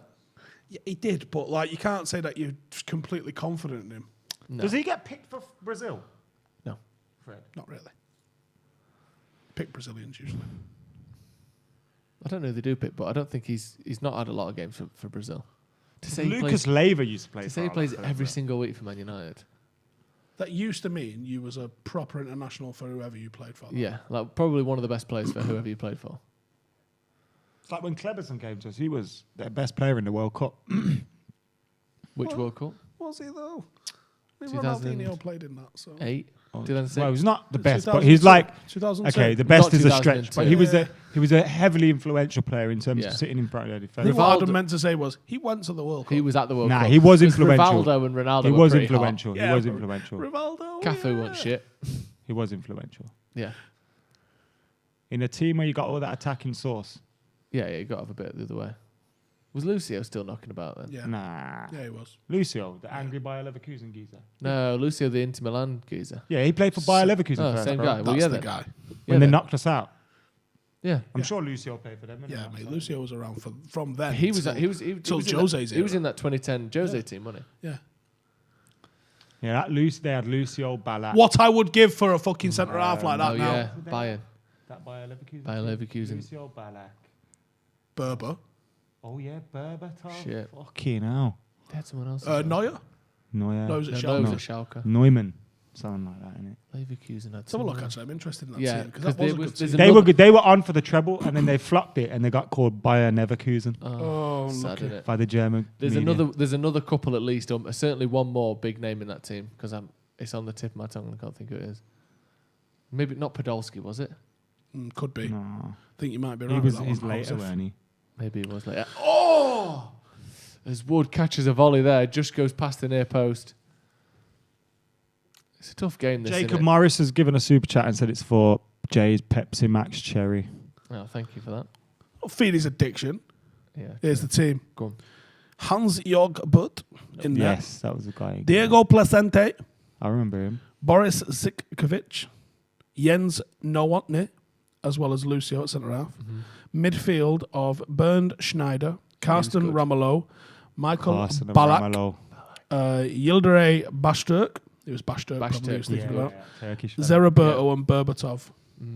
Z Roberto as well. Shit, I can forget about him. Bashturk. Ollie Neuville was on the bench. Neuville, yeah. So let's see if the other leg had anyone else of note. Bissaka. And we drew 2-2 and 0-0, wasn't it? 1-1. Oh, 1-1 and 0-0. Same team in the other leg as well. Bastard. That was a tough one, that. Yeah, you I thought just that scored, one, wasn't it? At Old Trafford. we went out to like the likes of Real Madrid and Monaco around that time, and you're like, we can do these. Get by a Leverkusen. Who the fuck are they? And the final was in Hampden Park, and it was Yeah. going to be Fergie's big thing. And then Zidane just volleyed the shit out of him, didn't he? That was a great ball. He was. had a lot on And it, though. Gary Neville's gone absolutely in on this European Super League. Has he? Both for you. Says Good. Gary Neville, who sacks managers every week.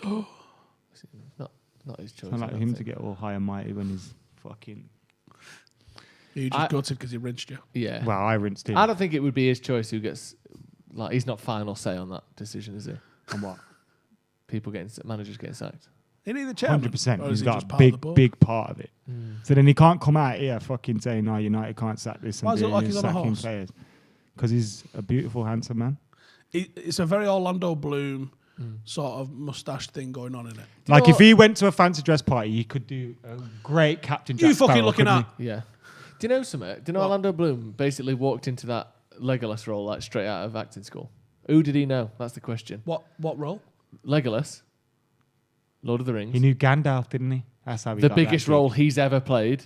Yeah, remember when he was What's doing all the Legolas? shit? Is guy on the on fucking horse, bruv. the That's elf where Cavani got his thing from. the elf that Orlando Bloom played in Lord of the Rings is called Legolas. He's not called Legolas. Wouldn't- He's called wouldn't know. Legolas. That's bruv. what I just said, man. Wouldn't fucking know. Okay. I haven't seen Lord of the How do Rings. you even know who Orlando Bloom is then? not seen Because you've Lord watched of the Pirates of the Rings? Caribbean. I'm going to have a look what films he's been in that I know, because I don't remember. Absolute joke. Oh, shitting how? Who's down there? Seen a Bruno? photo of him on a paddleboard with his cock out, though. What? How did you even know who you were looking at if you'd never seen any film that he's in? Because I know who Orlando Bloom is. Do you though? Yeah, he was blooming, wasn't he? Or Legolas is more. I think he's with famous Katy person. Perry on it. Yeah, he was. Right, so he's in Pirates of the KP Nuts was Caribbean. the title of the picture. He's KP in- Nuts. Actually, I don't know any of these fucking films. Yeah, These cunts. Lord of the Rings, mate. Yeah, all right. He's in. Looks like a Lord of the Rings. I haven't seen any of them. And then, That's mad, that. The greatest trilogy of all time. honestly, he's been in some shit films, man. Yeah, Play Bruno. Proper shit films. What? I don't even know what the fuck I've seen him in. Yeah, It can't just be Pirates of the Caribbean and Kingdom of Heaven. That was literally just out. That looked out, didn't it? Troy. He's shit in Troy. Yeah. What film's Troy again? It's about Troy. Do you know Troy? It's like Troy. The ancient city. Oh yeah, with the Off Troy. Yeah, is you've that got that? Achilles in it. It's Brad Pitt. Yeah. Oh, he's not in that one. That's the I haven't different watched one. that. I think that's a different one. Might be the same one. Same one. Is it the same one? Yeah, the one where Brad He's Pitt. in Black Hawk Down, but he's not dressed as a pirate in that. And he's not. I don't even fucking remember him in it. Honestly, he might be the most famous non-entity of an actor. He's in ever. Extras. Do you remember him from Extras? No. Why is that the Ricky Gervais thing? Yeah. He was in that. Yeah. Mate. Ricky Gervais must have had a good budget on that, innit? That was like the second thing they ever did as well. They just asked loads of people because loads of actors liked The Office. They were all like, "Yeah, I'll do it." You got fucking like. There we go. Set everyone on it. pieces. Oh my! As he booed at him, mate. taken- Think he's fucking kicked him. Henderson's taken a bastard off Chris Wood there. Bruno just wants to scrap everyone, and I love it. I'm here for it. We ain't got enough like that. I want Good. to. I am. Bruno is me. Good goalkeeping by Henderson though. He's offside again now, though. Yeah, he is. But brave goalkeeping there, and he could have. He's fucking booted him in the hip, mate. He could Could have have fucking killed him. I don't think he has, but he could. Ooh. That is a sore one. It ends up with 2 feet. It's on the side of the accidental, knee. Yeah, but it's it's not a on sore purpose. But yeah, like people saying, sore one definitely. Half time, I think.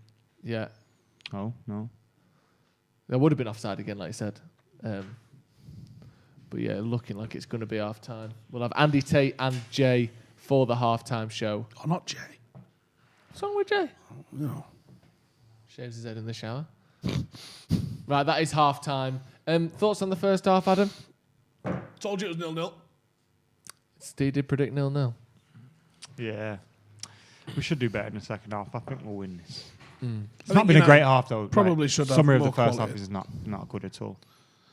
What do you think, Steve? I think second half United have a little bit more quality.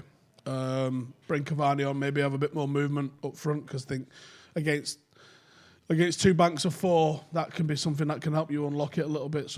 A bit of guy like that. It won't be the first time Cavani's played against a low block, so we must have seen that a few times. It seemed like for the first sort of 25 minutes or so, we were getting McTominay and Pogba into the box and playing some high balls in that we're having a bit of success with. That seemed to fall off a bit, didn't it, as the half went along? Low blocks are hard to beat. That's Yeah. why people use them.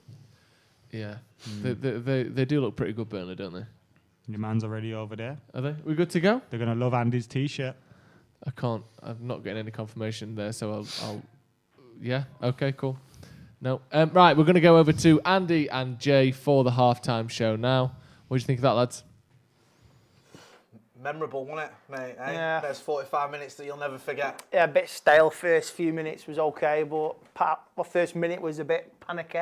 But it's Yeah, been... I mean, we was like, for the first goal that was disallowed, we thought like, but not even started watching it really. It just kicked off. Next thing you know, the ball was in the net. Would have been like one of the quickest goals ever. Thank you. I know, but thank God for the lines of VAR. So, So far, get involved in the comments. Let us know what you feel about that half as well, of course. And don't forget to give us a like as well. What do you think of United's performance in that first half? I've been watching the game with you. Getting a little bit irate with some of the final balls.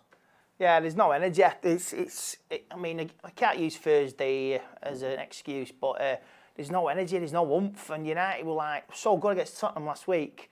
And if this has to be like we did against Granada, just grind it out, I think Cavani might be showing up soon at some point. Yeah. Because apart from Mason's miss, and yeah, it was a little bit unfortunate. Couple of chances, really, a couple of minutes. Rashford sting the goalkeeper's hands, but that's about it. Yeah, I mean, it has been one of those games where it's been a little bit frustrating. Obviously, United nearly went behind. It didn't happen.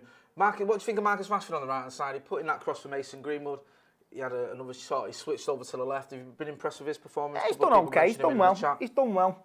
But, he's only going to play up. Is he going to get full match? Or is he going to come off at some point? Ellie the analyst says Mason Greenwood is not ready yet for Man United. He's going to be a world-class player, but first he needs a year out on loan. Do you think that's fair? Do you think that's harsh? A year out on loan? Don't be daft. No, don't be daft, says Andy Tate. Andy Tate doesn't think he needs a year out on loan. I mean, he had a fantastic season at the end of last season, didn't he? He scored 19 goals, I think, in all competitions. This season, goals have been a little bit harder to come by, but we have seen some fantastic performances by Mason Greenwood. It wasn't, that long ago. We were all raving about him. So he's going to learn. He's going to learn his craft, and he's learning it at Manchester United. Someone said Greenwood's chances offside anyway. Someone else saying, why is it? Andy Tate's wearing a Ghostbusters t-shirt. Thank you. It's not a KKK t-shirt. Exercising demons if we win today. Rashford been better than he has been. I think Rashford's been all right today, actually. He's been playing. Love Marcus Rashford anyway, but I think he's been playing well. What have you made of Bruno? He's been quiet, and he's had a few Burnley players have been kicking him and trying to get him wound up, and they've been doing it. Just rise above it, lad. Burnley have been very Burnley, haven't they? Do you know what I mean? It's been like a typical Burnley performance from them. Balls over the top, very physical, getting involved in all that sort of stuff they usually do. But their record at Old Trafford is pretty impressive. I think, is it 4 games you were saying in the league? We've not beaten them for like 4 or 5 years. I mean, that is shocking, to be honest with you. We should be beating Burnley week in, week out. Get involved in the comments, let us know what you think. Do you want to see any changes? Someone there was saying Rashford should come off. I don't know, I don't agree with that one. You saying Cavani, what would you do? Would you wait? Would you make a half-time sub? When would you be bringing on Edinson Cavani, and who for? I think give it up to the 60th, 65th minute, and maybe Rashford. Really? Yeah, because Rashford, like, if he's still carrying injuries, we're only going to get an hour, 70 minutes out of him. Yeah. Then you got that swap it, and maybe Juan Mata could be added. Juan Mata, we all love Juan Mata. Is he on the bench? Yeah, he is. Could we see him? Juan Mata for Fred. For Fred, yeah, get involved in the comments. Someone else straight past saying Fred off for Van der Beek. Possible. Stephen United saying Bruno's playing poo. Anish Josh, he says Fred off for Cavani. So there's a lot of people Fred saying Fred off. Straight path also says Rashford off, you smoking weed. He don't agree with you on that one. And he's not smoking weed, but he just thinks Marcus Rashford might need a bit of a break. Don't know if he's got a full 90 minutes in him. Sahad Shetty says Wood went studs up with both feet in the last minute. Set piece on Henderson. How is that not deemed as dangerous play? We just caught the end of that as we were coming downstairs. Did he slip? Does that count? Does that matter? It was an accidental, but it did look nasty. So it's what it's interpreted, isn't it? Yeah. I mean, it's one of them. It looks at it. Obviously, there's not. It's not given as a red. It's not a red card. Well, to be honest with you, I mean, we shouldn't be looking at, why didn't it happen? Why didn't it happen against Burnley? Why didn't he get a card? We should be sort of kicking on the second half and really taking this game to them. We've got a bit of a break now, haven't we, till the next game. We haven't got a midweek game, so hopefully, we want to go out on a bit of a, not go out, but... I mean, what's the incentive the next 5 minutes? Cut the gap to 8 points. People keep asking about the Super League. I know the lads on the chat, Steve, Joe and Mako talking about the Super League, and I know the Premier League have issued this sort of statement as well, sort of condemning any proposal that attacks the competition, basically. It's sort of saying not having it, they're not having it, UEFA aren't having it. It looks like it's opening up a right can of worms. I've not looked into the ins and outs of it. My only sort of thing is that it does seem like it's one of those where, forget about the fans, we'll just do what we want. It's pure greed. It's just pure greed from all 6. Yeah. All 6 big clubs. And obviously anything that the Glazers are into, I'm not really into. Someone else saying Ben Hayes says they need to kick up the arse at half-time. Are you concerned because it hasn't been the greatest performance, or do you think it's just one of those sometimes, especially United this season, the second half, we tend to kick on, don't we? Yeah, but we played well last week, and that was the best we've played last season, this season. So why can't we just continue it? Yeah, against Spurs, you thought that was our best performance of the season? Yeah, one of the best performances because with Pogba we just played off the park. We played them off the park against Tottenham, but we just needed 3 points. If we have to win ugly, win ugly. Well, yeah, and I don't care how it comes, to be honest with you. Just like you say, we can't be letting Burnley go away from Old Trafford for another game where we've not beaten him. That's just ridiculous. We just get a little bit of a gap between. I know it's 7 points, but a 10-point gap from 3rd place and 4th place. It's a bit more. It'd be all right. Mujahid Hussein says, "Why does Ollie protect the centre back with 2 CDMs?" I mean, there's lots of answers to that one. I mean, they're not. I know they're set up as CDMs, but they're not really CDMs, are they? Scott McTominay and Fred. A lot of the time they go roaming about. Hashtag free Donny van der Beek. Someone else has put. There's quite a lot of people saying Van der Beek should get a game in the second half. A few people saying it should be for Fred. Others just saying they want to see him. Connie Marks says Burnley's performing the best football so far. They always play their best game against United. I think it was Ronaldo who did the tweet about Chris Wood when he comes to Old Trafford. He plays like Alan Shearer. He's been a bit of an handful, hasn't he? Yeah, they play out of skin because it's their final, innit? Their final. Do you still think they look at it as coming to Old Trafford is like almost like a bit of a cup final for them because of the size of United and the size of Burnley? Is that what it reminds me back in the day when was that Blackburn when Blackburn used to come, they always would stifle us at some point. I know when we used to go with Blackburn away, Brad Friedel used to have the game of his life, didn't he? He used to be like the best goalkeeper ever. It was so annoying, and this has been a bit annoying. Al-Assar says that Fred at least presses more than Van der Beek. Pinado says it seems like refs don't understand that other players can foul Pogba. Someone Ryan A says take Fred off and bring on Van der Beek. Need more creativity in the midfield to break them down. Someone else saying Space Chimp says Aaron Wan-Bissaka slips and got a card. How did Wood not at least see yellow? Because I was saying that I thought it might have been a slip, but he's saying it shouldn't be a. It doesn't matter if you do slip. If it doesn't matter from Aaron Wan-Bissaka, why should it matter for Fred? Someone else saying Fred 100% pass completion. Lol. Someone else saying Fred can't pass. Fred seems to be the talking point at most half times. Everyone sort of looks to Fred and says, saw it last time against Spurs, didn't we? Everyone was having a go at Fred, and then he obviously pops up with that goal. Yeah, but I remember the passing he did against Sociedad in Europa League. You love that, don't you? It was crisp. Hey, that through ball. Where was that through ball for Rashford? Where's passes like that? I mean, against Leicester, he shot himself in the foot, and he deserves the criticism, but he's. Oh dear. Scratch your head with Fred. Someone else is saying Fred is a scapegoat for these people, let him be. I mean, let's face facts, not just Fred who's, responsible for Manchester United performance in that first half. There's been a few players who perhaps up the game a little bit, and I expect them to perform better in the second half. I think there's always that element as well. First half, you've not got that little bit of urgency that perhaps you should have because you still think, there's a lot of the game left to go. Well, we did that against Brighton, didn't we? We've done it a few times. We did it against Sheffield United, didn't we? We were just sort of coasting, even when we were 2-1 down with 5 minutes to go. You'd think we were 2-1 up the way we were playing. It was like there was no urgency there, and you didn't think like they had to do anything. There has to be urgency from the kick-off now today. I say Burnley got a good record, but if we pick them off, if it's a 1-0, I'll happily take a 1-0 and the 3 points. Jamie Dodger says Rashford making so many good runs, but we aren't finding him. We have to feed him, or he'll stop running altogether. Jazaith says give it Andy Tate to the end of the season. Scrappy Doo says how is Donny the man to change this game? Utash Kuma says with 80% possession and no goals, the onus is on the creative players, not Fred. Fred's done his job fine enough. I mean, yeah, you could argue that it's not just about Fred, is it? Come on, some of our creative players have to find that final pass. Bruno, Rashford, yeah. We've not really tested the goalkeeper. I know he's made a couple of saves. He made that one save, didn't he, from Marcus Rashford, and he came out for one as well. But we've not really tested Burnley that much, have we? No, we haven't. To the extent Pogba header, a couple of free chances, the header, Rashford, and that was it. Mason's miss is, even though it was offside. Anish Joshi says Burnley clearly roughing our players up, kicking Bruno, Dean elbowing McSauce. I mean, this is what Burnley do, don't they? They're a very physical team. We know that. They get stuck in. You're always up against it when you play them. You rise above it. You don't let them get to you. Do you not get stumped down to their level and start kicking them as well? Hey, why not? Why should you rise above it? I know, don't rise above it. Get down in that dirt with him and start giving it to him. Hey. Right now. You're from Earlham, no?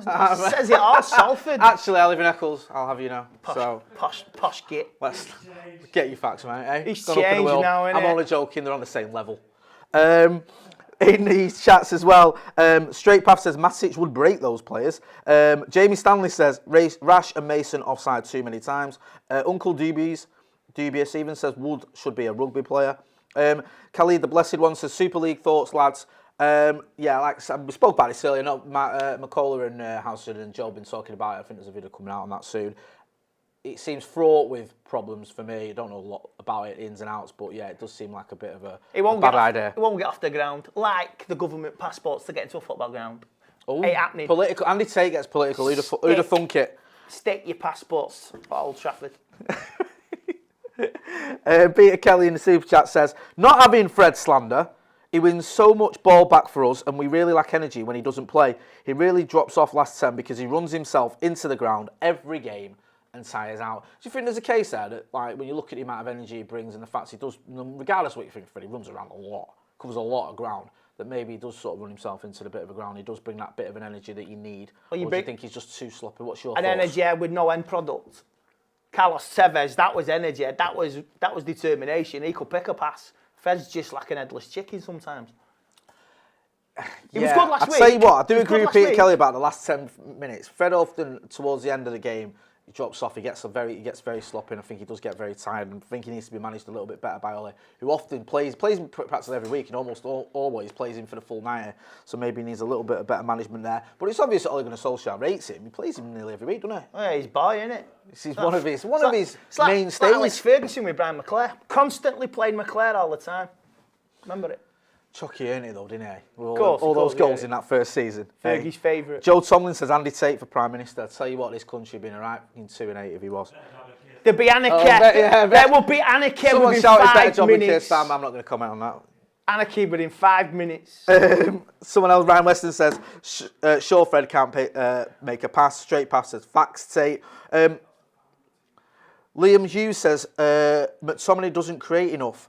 Shahaj Shetty says, follow through on most tackles lack malice, or at least intent of malice. How is a striker's slip any different from that? Strange rules. Yeah, it does. I mean, rules open to interpretation. Yeah, there's no clear state rules, and as the season goes, they make them as they go along. They do make them up a little bit as they go along, don't they? But listen, there's no fucking excuses. You can argue about whether that was a yellow card or not. You know what I mean? Does it really matter in the grand scheme of things? Manchester United definitely need to kick on in this second half, take the game to Burnley and get 3 points against them for the first time since, 2015 or something stupid? Something like 2030, 2010 last time we beat them. What? No. I think it was 3-0, 2010, and we beat.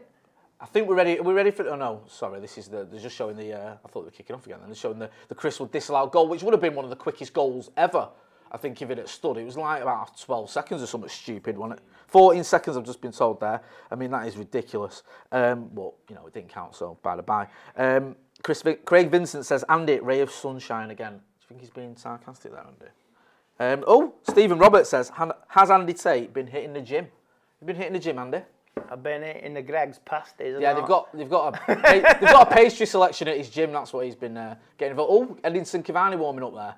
Yeah. I think we're ready to go soon. Right, we're going to throw over back to Stephen Howson, Adam McCullough and Joe Smith for the second half of Manchester United versus Burnley, where it looks like Fred's off and Cavani's on. They look good. Thinking from X-Men with the Brexit in lasers. it, so you have to have one South American out. One in. That's the rules, Adam. That's the rules. So it's just, we can't break them. Sorry. I just read a tweet which made me giggle. It said, Burnley have mastered this terrorist football for so long. Sorry, they've played it for so long. Do you know what? That's so uncouth and such a over-the-top use of the word football. Speaking of football, the football has kicked off the second half, but also the Premier League have released a statement. Again! A separate statement. Pissing statements so out left, right, released a group on a Sunday, you can people tell doing scared, overtime. They've shit it. Apparently as well, these lot on Sky, because we can't hear Sky, and I'm sure you guys at home can't as well because you're listening to us, obviously. But on Sky, they absolutely tossed off the halftime analysis and just went after the Super League. I wonder why Sky TV holders of the Premier League TV rights had something to say about that. Handball. Yeah, no surprise there. But the Premier League, they released like a group statement before, as Dean Anderson's won a competition to play in net for Man United. Is he poorly?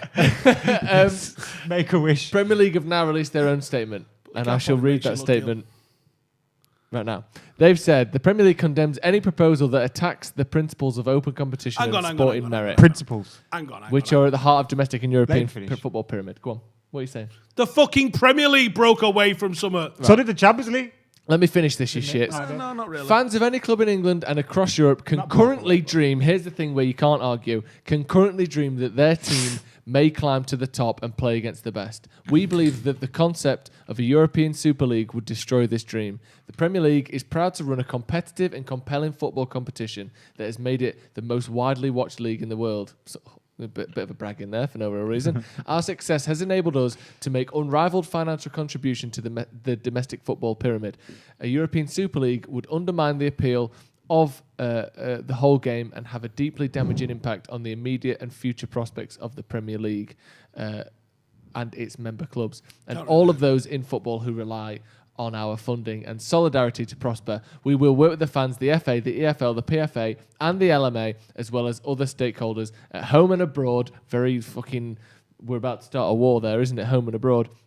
To defend We'll the fight them on the integrity, beaches. to defend the And in integrity the landing and the grounds. future prospects of English We'll football never surrender. in the best interests of the game. So Premier League coming out, whipping their knobs out again a further time. It's basically who's going to blink, who's going to crumble. Because apparently there's a... Because we're not. I was reading in the Mail, Martin Samuel was writing about it, and the report is 9:30. Oh, Marcus, go on, son.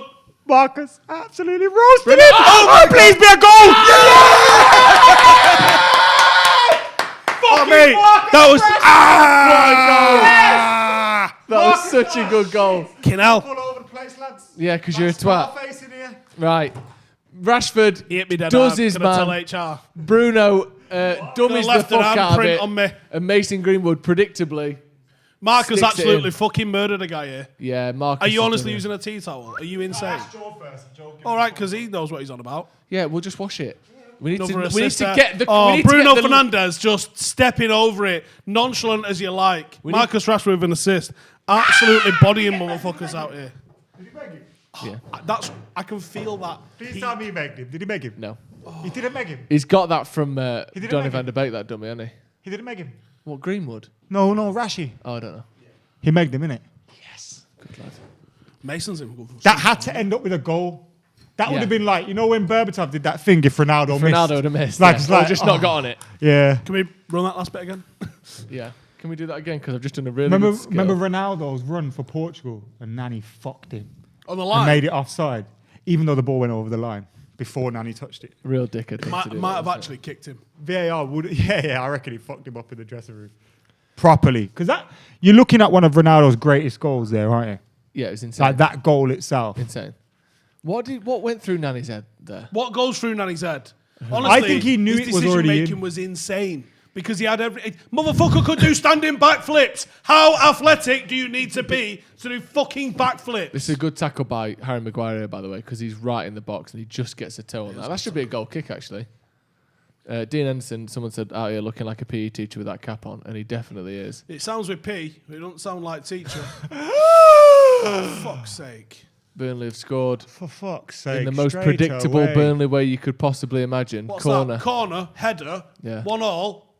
Yeah, And you Maguire need to looked look- like you just asked him to spell fucking onomatopoeia. Fuck. Oh, fuck. Straight up the other end, basically. Tarkovsky got his napper on that. He just stood there. He didn't even jump for it. Look. Oh, attack the ball. Oh, Maguire, that's shit, bruv. You're He's just that's sort shit, of bent bruv. down a bit. You're shit, bruv. That is Attack awful, the man. fucking ball. Fucking shit, Is that not a bruv. foul? That's Does he not a foul, bruv. Hang on. That's as much that's as a a foul. foul. That's for That's his one as that was much of a disallowed foul against as- Burnley.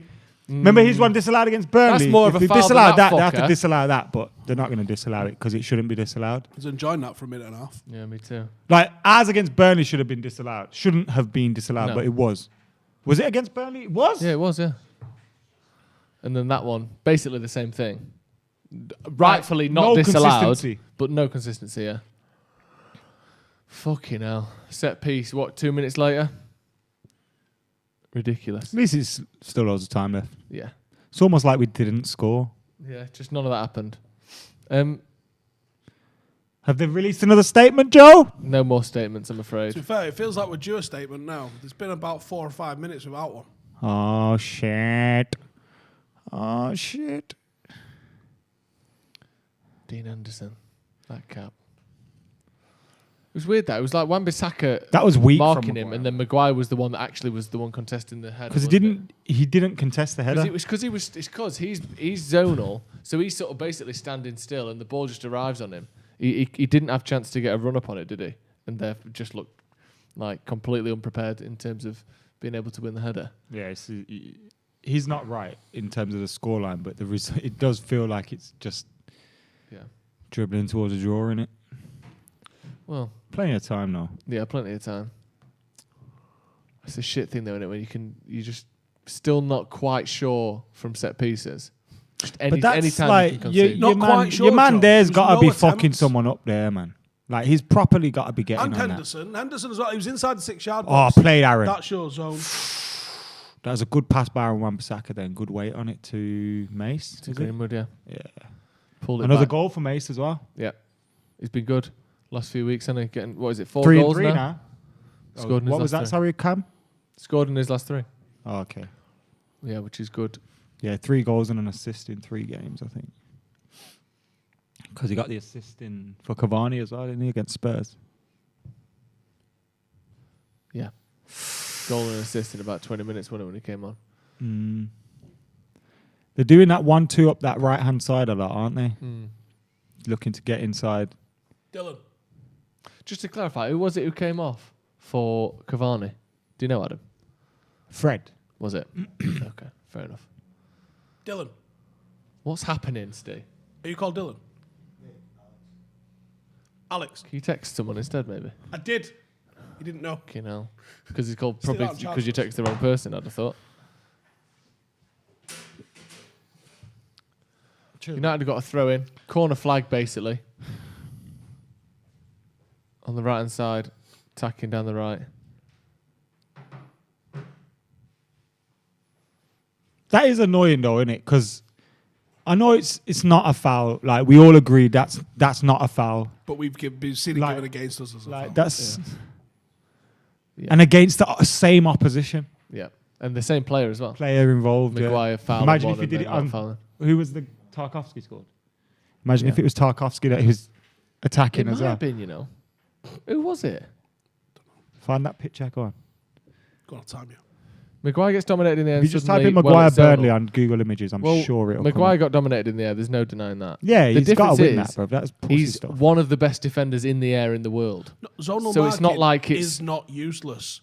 Players that bend down a little bit instead of actually attempting to head the fucking ball that comes into their zone is useless. Yeah. Play him. Oh, come on, Marcus. Yeah, it was bad defending. Oh, that's a pass. Excellent. Go on, turn, you Oh, fucker. his first touch was shit, man. He's unlucky though. The deflection nearly paid off for him. Played Maguire. Now you fucked. Oh God. Oh, fuck off, Henderson. What are you, your second time today? I don't like English goalkeepers, man. I can't do this, lads. What a weird thing to say. That He's is. like Joel Hart, bro. Even Peter Shilton. Even Peter Shilton. Fuck. He's What do you a mean you don't fucking like got out English jumped by a goalkeepers? 3-foot fucking He's player. a right laugh on Twitter. Oh, Not for the God. reason he thinks. We'll have to foul. I can't do this, you know. I hate not being sure about it. Keep remember the early days of De Gea, where it was just fucking out every The other time days of it De was Gea, and like- then the late days of De Gea. it was like every time it went by. I'm like, what are you doing, bro? Like, what are you doing, bruv? It's all right. That cap's there to help you see, not fucking. Eric Peters. Like, what are you doing? That's why, not ready to be numero uno. Keep telling you that. If we give him that number It's one, not, you know shirt it's next not our season- choice, don't you?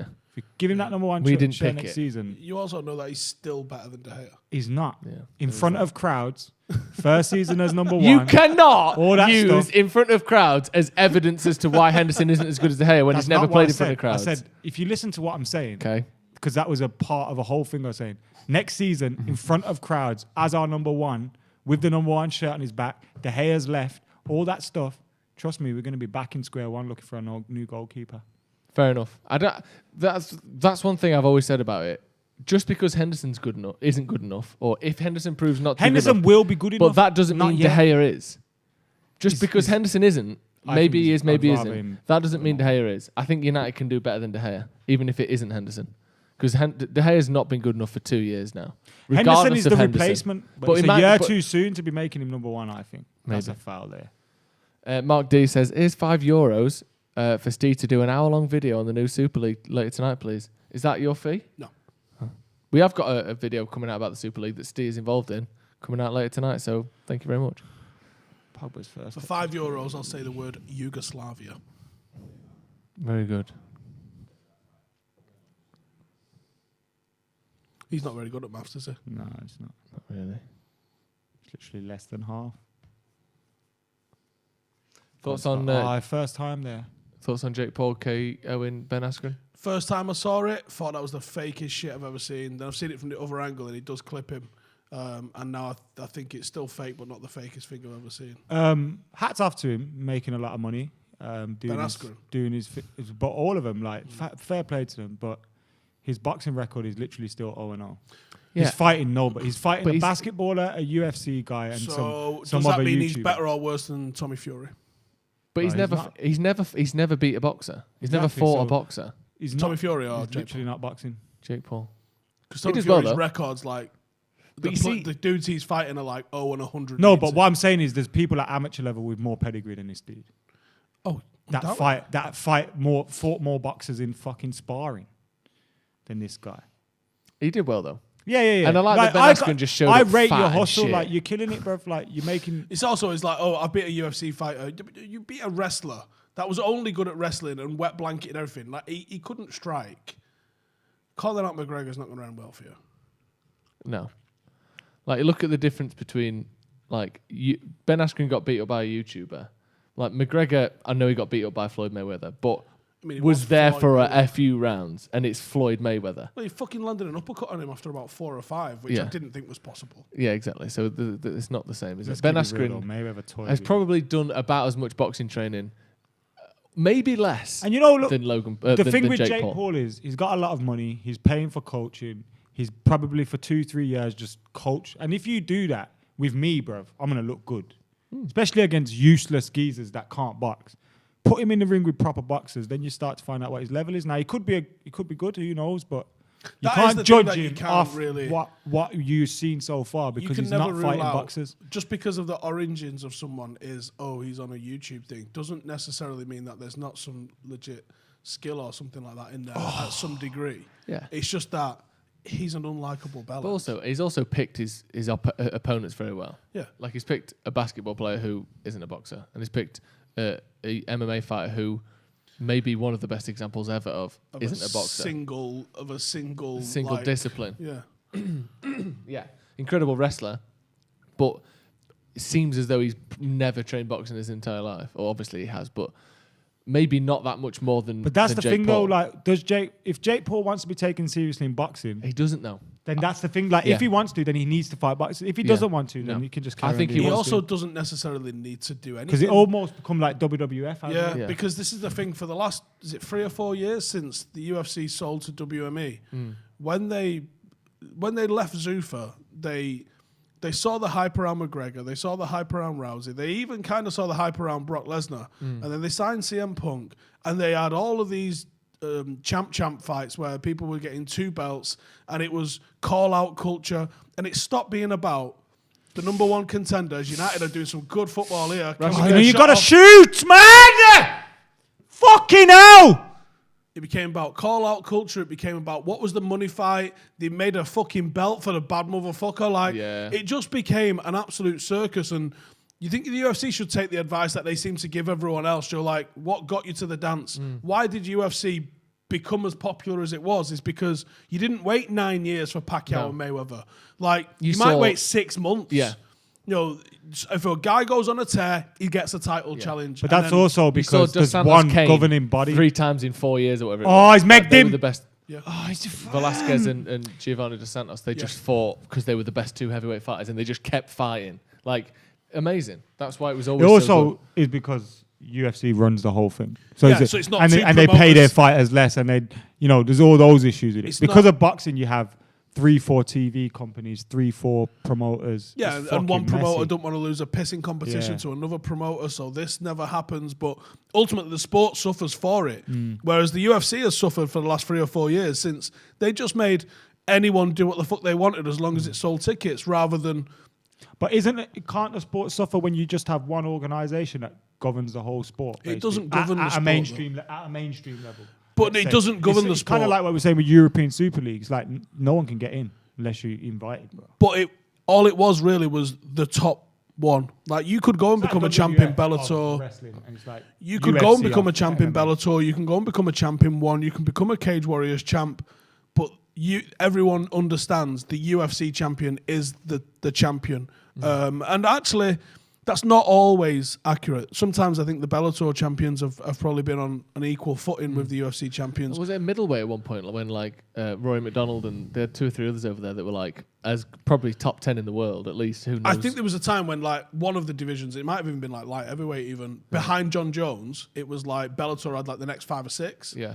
And that could also Like- be a case of John Jones has just flattened all the rest of them in his Yeah, division. Ryan Bader and people like that in there. Yeah. weren't there? And Strikeforce at the time, it had all the heavyweights. Like, it's a stronger sport outside of what's going on in the UFC, but because UFC is the big show, having the absolute circus that it's become in the last few years since the new owners have taken over, it's affected the popularity of it, I think. But they tried to manufacture big stars when the reason Ronda Rousey, Conor McGregor, Brock Lesnar were big stars, because they were showing up regular and knocking fuck out of people. And that's what gets a following. You don't need to manufacture a following. People are naturally gravitating towards those people. And they used to keep saying stuff like, Mighty Mouse doesn't sell pay-per-views. Offside. Did you ever put him on a talk show? Did you ever offer him up for press? You never spent £1 million on or $1 million on a music video style showdown for him in the center of Las Vegas. Don't tell me he doesn't sell the same amount of pay-per-views when you don't put the same amount of promotion into the guy. Yeah. Who's this here? That could have been a goal as well, And he just Might have been straight at Dean Henderson. I don't know if it was. Wood plays it back. Shot on the edge of the box. It's not. That's not. It's going wide, I think. Whether it's going wide or not, it's not going at Henderson. And he just almost catches it on the 6-yard line. We've got a super chat from Aaron Dixon. He said, "Is Dean trying too hard? De Gea would have been hammered for that goal, believing his hype about being amazing at crosses and dominating his area." Oh, Marcus has done in it again. Oh, Cavani, good movement. His 3 runs he's had, 2 of them he's done the defender, the final bit's been blocked. But the earlier when I was losing my head, it was because he kept doing that fucking thing again. That fake shot. He sits one person down 4 times. Like, bro, shoot, man. You might get a deflection. Stop looking for He's the been good perfect today, shot. though, Rashford. Oh, yeah, very good. Yeah. Probably been our best player. Yeah, I would say. Although Bruno was pretty good in the first half. Fucking, that's unlucky as well. Cavani scores that. Some of the comments saying, don't talk about UFC. Why? Talk what we want. He looks up as well, does well there, but just hard to get it through the man, wasn't it? It's like sometimes he looks for the perfect strike when if you just have a shot, it might get a deflection and go in like early. Oh, Short. Oh, Maguire just nods it wide. Big slabhead fucking hits it wide as always. It's a good cross that. That's a tough one though. He's coming. It's behind him. Because his timing of his jump is awful every time. I don't think he jumps too early, so he's already up in the air, and then he's trying to direct it. Like he hangs in the air for ages. When really, if he jumps later, he gets more purchase on his header. Solskjaer looking at Kieran McKenna. Maybe that as well. Like he's upset. Maybe Maguire's trying to nod it to the back post. But I think he's going for goal there. Or maybe just sort of put it in that area. Hope it goes in. Hope maybe someone gets a toe on it. You see, quite surprisingly, Roy Keane kind of agreed with the whole passing the ball about thing. What? With the changing the colour of the covers on the Old Trafford. It's a very minute thing, but I do think it'll have a little gradual He was in impact. that game though, wasn't he? He played in that game at In the grey Southampton. kit one. I think he did. Did he?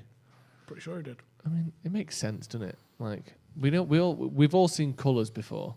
It's not unusual that when you put the same colour in front of the same colour, it's hard to differentiate between those two colours. Like we're all humans with eyes. Like that's not a ridiculous thing to say, is it? And it's not when you're just staring at something like this. No. It's the Well, we're turn looking of down head at it. and We like- see red against green. Yeah. At eye level, 6 feet off the ground or 5'10" off the ground. Yeah. Like, I can imagine it was blended into the background somewhat. Sometimes, yeah. Like I said, in those fast moments when you're looking over your shoulder. Do you know the one I would love to see a study done into? And I don't know where you would like request one of these done, because obviously it's not something I can just make happen.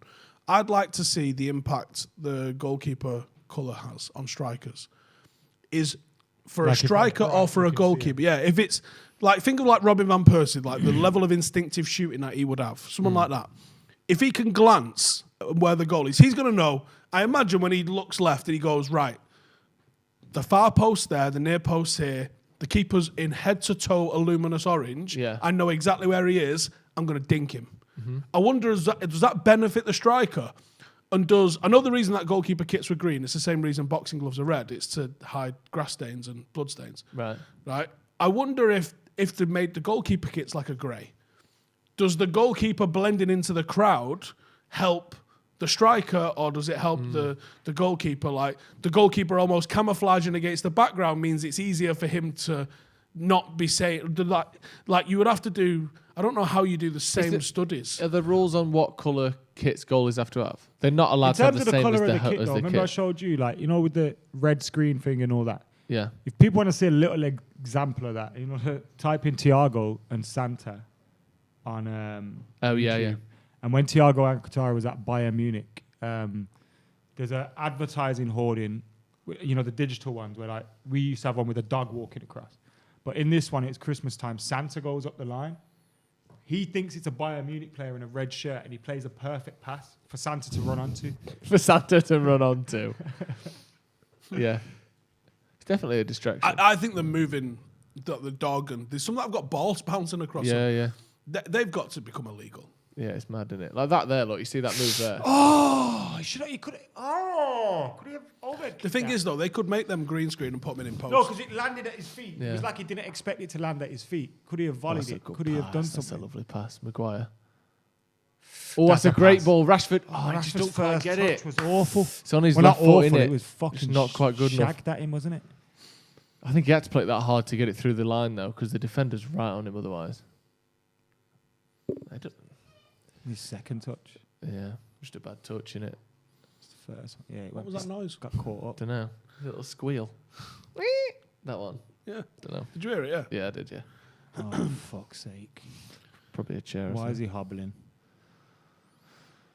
Because he's fucking broken biscuits, man. He's been good today, though, hasn't he?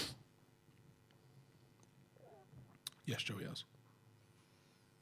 Should have had a goal by now, though. As in Rashford should have had one. Yeah. That's good by Greenwood there. But he basically made our first goal. Yeah. They've gone to 5 at the back. His passing has been very good. Yeah, They haven't. Bruno! Oh! On target. Yeah. It's a weird header, though, isn't it? Because it 20 minutes to go. was at a good height, and it was... This was better, though. Played poor. What are you having when we go in the beer garden? Oh, chips. What? I do need food. I need food ASAP. Yeah. I might order It's it a great in about pass, 10 that. minutes. It was a good pass. Oh, is there food at this place? Where are we going? I don't know. I think they all do food, yeah. Well, it depends which one we get to. Because out there, it's fucking mayhem. Like, you think they were giving out free £20 notes? Yeah.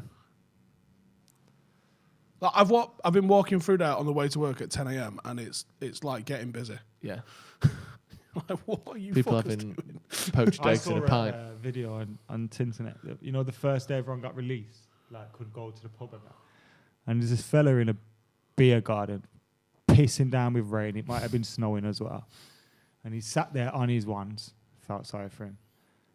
And he's got the TV crew there saying to him, "Oh, you're looking forward to this?" He's like, "Yeah."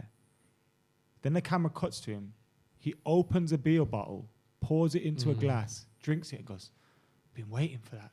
I thought, bruv, you could have done that in your garden. Yeah, it's not draft. You could have brought that bottle of Corona in your garden. Do you know what? There's an advert on telly in a minute talking about like lockdown measures and stuff like that. They're right on that. Because when I put myself like an actual measured measure at home, I like laugh at myself. Honestly, what we're doing here. Don't even touch him. Yeah, I don't think he touched him. He does that thing though where he steps across the ball. Remember like Van Nistelrooy when he caught Ashley Cole? Yeah, Pogba got sent off for doing that against Arsenal. Do you remember Yeah, a couple of seasons ago? He stepped across the ball and just went straight down. Because I remember Can't when remember who it was, Rude someone's done legs. Ashley Cole. Okay, he'd be able to say whether he did it on purpose. But I always thought he stepped across like that to protect the ball. Yeah. And then went down on Ashley Cole, and that was kind of similar. He didn't get booked for it, did he, Pogba? No. Wan-Bissaka did it away. See, they just have these moments, don't they, Burnley, where it's like, we have all the ball, and then they just have the ball on the edge of our 18-yard box for a bit, and you're like, they're going to score, they're going to score, they're going to score. And then they do. Are you disappointed with United? Today? Apart from the performance against Burnley, for being one of the founder members of this absolute fucking shit we've gone show there of again. an idea. Yeah. But it 'Cause I doesn't am. surprise me with the Glazers. No, it doesn't If surprise you look at me. the way they've run the football club, It it's just only- underlines how fucking horrible they are, doesn't it? Yeah, and and it's like, I know for a fact that some of the good things United have done over coronavirus were done because the PR team convinced the people above them to do it. Yeah. So, but the PR team don't get a say in this. No, kind of it's like shit. if this you is like if PR you team don't probably furlough going, your staff, and "What if are you you don't do doing?" this, and if you don't do that, then you won't have to spend much in the transfer window. Yeah. That'll be our excuse. You know, stuff like that. Yeah, like, yeah. It's like you can, they're but good like at stuff. as good-willed as the PR team are, or whoever it is, the people who are sort of in that middle level, when the owners are making the 300 million or whatever it is, they're vice chairman of the whole operation. There's nothing anyone with any goodwill can do to stand in the way of people we already knew were only doing this for money. So I'm disappointed, but absolutely not surprised at all. Like, I would be surprised if they were the ones going. And it's almost no, sad. No, we that- don't want to do it. And you look at Manchester United, and you can even bring Liverpool into this, and all these other clubs, like these historic football clubs that are big parts of their cities, big part of this, big part of that. And we're hearing Man United and Liverpool are forming this super club. But they've literally got nothing to do. Like, it's these American guys that have all linked up and decided that, all right, now these football clubs. And that's why it's like the Premier League, bro, fit and proper test on the Glazers. How did that happen? How can you allow someone to buy the club with no P's, bro? What is going on? Yeah. Like, if you don't do proper tests on people and why they're buying these clubs and that, this is what happens. Madness, innit? So, Joe, you want to buy the club? Yeah. And are you putting any money down? No. You're going to get a big bank loan. A what? A big bank loan. You're putting anything down? No. They got a mortgage without. Then what are you going to do? Then we're going to put the debt into the club. Right. Leeds United has gone bump. Sounds like a great idea. Yeah. What the fuck? Ridiculous. Tarkovsky is just getting his head held while he winks at his teammates sat down on the pitch. Don't know what's up with him. So we'll just bend him like that. Don't know if I'll go for a lager or a rum. I reckon he could probably do that sat at the side of the pitch, to be honest. It's a head injury. They won't look to move him straight away. What's he done? Headed it into the back This of is the net really too hard. annoying to watch, man. Like a feeble, just attempt at heading a ball from your. Hang 80 on. Is million Luke pound Shaw marking fucking Henderson here? It's disgusting. He's marking I don't the goal, wanna isn't look he? at it. Can't see it. But it's. Well, they put someone on the goal, it'd stop him coming out, hadn't they? No, Luke Shaw's marking holding the player, him, bro. but Dean Henderson's had to launch him out of the way. Nah, it's not. Don't try and blame Luke Shaw. I wasn't trying to blame Luke Shaw. I'm just going, the pair of yous here are just Well, they fucking do- absolutely messed around. Yeah. Well, I mean, Dean Henderson's come flying off his line for everything else, apart from a corner in his 6-yard box. And Yeah, he couldn't 'cause he Harry had a man Maguire there. throws his head at everything apart from that. What the fuck's going on here? I don't think it's hard to go past two men to get out to it, isn't it? Bro, For Henderson? you've got to realise we would be 2-1 down here if it wasn't for a marginal offside decision by another mistake. The expansion of I think that the Super League, the Champions League probably could do with some sort of reformation because there's a lot of dead rubber group games, isn't there, at the moment? It didn't used to be this straightforward. And I think that's showing you how much wealth is in some of the bigger nations at the minute. Like when you used to get Honved and stuff like that, that was a tricky game for United. Yeah, 25 years ago. Always used to be like Fenerbahce away Yeah. and Galatasaray. All those Now, if you don't Hey, beat them, you're Marcus. like, I think he needs to get sacked. What's going on? Oh, Whereas- Luke Shaw, Mark. So I think that the quality of football has gone down in a big way in the lower levels, and maybe it's improved, or maybe there's just been a separation and there's not that much massive difference one way or another. But I think there could be something where they maybe make the group games less dead rubber somehow. I don't know how you do that. I don't know if that means you mix around the fixtures. I don't know if that means expanding the groups, maybe more qualified, maybe they have smaller groups, maybe they have bigger groups. But they always want to play more games, don't they? Because one way of doing it would be you just play everyone once, so that the amount of points you're earning is less, so that the chances of any team going through is more, because there's not like a 12-point gap. But then you're reducing games, they're not making more, so I don't know how they would do that. There's got to be a way, isn't there? Yeah, I can see them doing something like 10-team groups where you play each other once, maybe. Yeah, maybe that could work. But even that, I still think you'd find a lot of dead rubber games in that, unless it's something mental. Like, you've seen what the playoff system's like for like basketball and stuff. You can finish like mid-table and get in the playoffs. Yeah, well now they've got a new thing this season as well, where the top 6 are in the playoffs, and then 6 or 7, 8, 9, and 10 are in a little playoff tournament. So they do a little tournament to get into the playoffs. So they just added another level of Do you know what it is? competition to more teams. Super League obviously was the Premier League version of what Rugby League did in 1995. And it came out and it had, instead of having a straight league like the Premier League has, they introduced this playoff thing. Similar to what America is without the 7 fucking game series, which are mental, aren't they, by the way? Yeah, in basketball, yeah. Whereas you I'm had... trying to work out the away goals on them. you have... I think the original one that started it is obviously the top 5 qualifies for the playoffs. I think if you were champions, you got the first weekend off. Or if you won like the league, if you came top of the league. So I think it was something along the lines of second played 5th and third played 4th. And then you got put into like a semi-final after one of the next rounds. And then it went straight through to the grand final. And it seemed to work for years. And then every single year... Fucking hell. It seemed like every single year that RFL would change it and would have, right, now it's the top 8.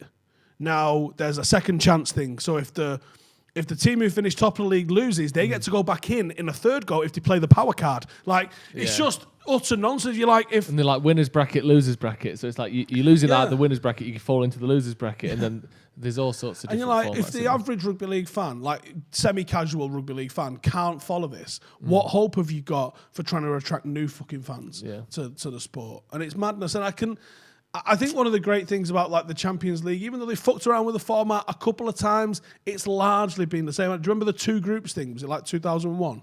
Yeah, there's just for 1 year, wasn't it? Yeah. Like, they fucked around with it a little bit, but it's kind of roughly stayed the same since the 90s. So it's very easy for everyone to follow. I think since the 90s, it's been added an extra stage. Am I right on that? Yeah. It's because they expanded the amount of groups, so there's an extra round. I think it used to be straight to the quarterfinals, didn't it? That sounds about right, yeah. We've got a super chat here. Speaking of Super League, what do you think of the win percentage system? I don't even know what that is. Do you? No, I don't know what win that system percentage. I guess it's you are ranked based on your win percentage rather than your points. Lee, just do you remember that rule where the team that finished top could pick who they wanted in the semi? Fuck off. That's mad, isn't it? It's just nonsense, isn't it? Just like, keep it fucking simple and don't change it every 12 months. Wan-Bissaka, even when there's no one on him, struggles to head the ball. He's always on the edge of the box doing this. Yeah. £50 million. See, you said dickhead last week talking about winning the fucking league. Still a chance. Still a chance City lose all their games. Oh, shut up. Of course they can. 8 points in 6 games isn't impossible. You've seen it before, though. Imagine if you hadn't seen the greatest football manager of all time do the exact same thing. Then you could maybe say that it's impossible. But we have seen that. So why would you rule it out? That's better. That's a foul. Gary Neville apparently has been talking. You may have seen this on TV. You may have missed it. How is that a foul? Sorry, Steve. Gary Neville suggested that you deduct points from every team that's involved in this in the middle of the season. Well, I don't if think Salford got invited, he'd be saying, there's nothing in the rules when do we start? To account for that, is there? Like what? So they had an idea which doesn't involve this competition. Deduct points from them. Come on, Gary. You're better than that. Yeah. Because it's not a competitor necessarily to the Premier League, is it? Obviously, the Premier League aren't happy with it. So But he's it's just not, got it that he needs time to get there so he can get the invite. Give me 10 more years, lads. Because the way he's going, he's trying to get there in about 3 years, isn't he? Yeah, sacking managers every month. Brian in the comments says, why we're going to rule it out? We can't beat Burnley. Imagine coming And bottom this of is that the mad league. thing. We're going to get into there now. Then the Glazers are going to think, right, we don't need to spend money to get Champions League football because we've got it every year. And then we're going to get dicked every week off teams because we're not improving our team because the Glazers are sucking us off for all our money. And then attendances are going to drop for those games because once you've seen Real Madrid once, you've seen it, every fucking year. The beauty of playing Real Madrid when it's every 4 years is they've got a but you different think player. though, United sell out against Chelsea and Arsenal. And, I mean, most games anyway. But like they never short of selling out against all of the other. I've been to so teams. many Liverpool games now that if my dad or my brother asked me for my ticket, I'd go, all right, Sam. Do you know what I mean? You're in a very small percentage of people. But that's how that you're can going say to that, become about just normal, like Real Madrid. It's not going to be special. If United are bottom of like fucking Western Conference Super League and it's Real Madrid and they're 9th, I don't think it'd be a sellout. 100%. It's not like because when we meet them now, quarters and semi-finals. Yeah. Massive games. I'm not saying I want this by any means. Obviously, I do think United against Madrid will sell out Old Trafford pretty much no matter the occasion. And but They then sell out in that's when your audiences literally become like soccer raid every week. Yeah. Yeah. United are bringing on Brad Pitt and David Beckham now. Yeah. Jake Paul coming on for United. And he's punched their defender and he's knocked him out. Well hard. 100 now. In non-boxer fights. Bruno. This is staying like this, isn't it? That horrible feeling. Oh, that's a ball. Go past that. Some of Bruno. Wan-Bissaka. Back to McTominay. That's too low, that. Okay, Corner man, to United, though. Broke his neck. He's the defender there. Snapped his neck in half. Pushed his head in. It's like a turtle. Defender the corner. Who the fuck is he? Who's that? Oh, fucking hell. Rashford gets 7 minutes rest. Good fucking now. He's earned Why take him off? What's the point, man? Just run him into the ground. You've already done it. It's not. That's. Come on, don't be silly. It is. No, it's not. It 7 minutes, bruv. We need to upgrade this McFred thing, man, ASAP, because it's shit. Can we go on the piss yet? Corner. It's so easy for them to win headers against us. That's a good ball. Not poor. Pogba out to Greenwood. Luke Shaw's there. Puts it across. Yeah! How the fuck you saw that go in then? I didn't see anything. I just was like, it did take a deflection. This is what he was doing last season, isn't it? He just gets the ball, does a fucking step over, and puts it in the corner. Fantastic goal, Mason Greenwood. Fuck off. I don't know. You saw. I need to get my eyes tested. Fucking, we're winning the league, you bastards. I seen him go like this. We're winning the league. Like turn his whole body to the TV. I didn't know anyone had noticed. By the way, guys, earlier on when I said we weren't going to score, Yeah, you're a dickhead. You say it every game, don't tactical. we knew. Greenwood. It does take a deflection. Left foot, Bosch. Oh, it takes a big dirty deflection. That's what I was saying about Rashford, bro. If that's Rashford, he's chopping again. Chopping. Yeah, I need the clear. Well, that's because opportunity here. Mason's one of the best finishers in the league. Chop. He's got confidence to do What that. a fucking Mace. Oh, it's massive. big slice. Might have went in anyway. Do you know what's happening there? Fuck all if that don't get a Now we deflection. can go get pissed. Come on, 21 is All right, coming. sit a bit. No, Steve, not yet. Get back, you Once the bastard. game's finished, I'll and then break you've your done legs. other obligations. Sake. One day I want to feel like you want to be here. He does. He loves us. Sean Dyche shitting himself. Who's he bringing on Fair there? play to Sean Dyche though, because I'll be honest with you, I don't want Burnley to get relegated. ever. No. I like him because I like Sean Dyche more no, than I like it when Like my town's racist. No, none of I like to know they're Without voting blue Wi-Fi. every time. Without Wi-Fi, don't forget. I like it that I like houses for £9,000. I like it when there are teams in the league that you think Turn into Peter should they be Fury. in the league? Like I liked it when Wigan were in the league. I liked it when Bolton were in the league. I like Basically, you like the M66. No, you fucking Barnsley are in the playoffs this season. Most likely, I think the 6 points clear. I'd fucking love Barnsley to be in the Premier League. I'd rather like Barnsley it. than Like, Burnley. we were doing these your ultimate top 20 teams. I don't want it to be full of big teams. I like that fucking Hull come up or these teams who are like they're no good. What are they doing? Like Brentford at the minute are like one of the best teams in the Championship. Basically, Joe likes a little bit north and south of the M62. Yeah, I like an underdog. I like someone to come up and you go, fucking Burnley, how long have they been in the league for? 5 years. I like that. Do you not like that? You just want it to be like Villa and Forest and Leeds and I would prefer Villa, Forest, Leeds. Remember like when Goran Ivanisevic won the Wimbledon? It was a wild card. Can you spell it, please? Exactly. Like we should have a wild card Premier League team every season. Yeah. Well, you do. That's the playoff. That's the playoff winner.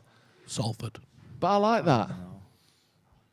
I was listening to an audiobook about from Sir Alex Ferguson, which they got some random Glaswegian fella to narrate it.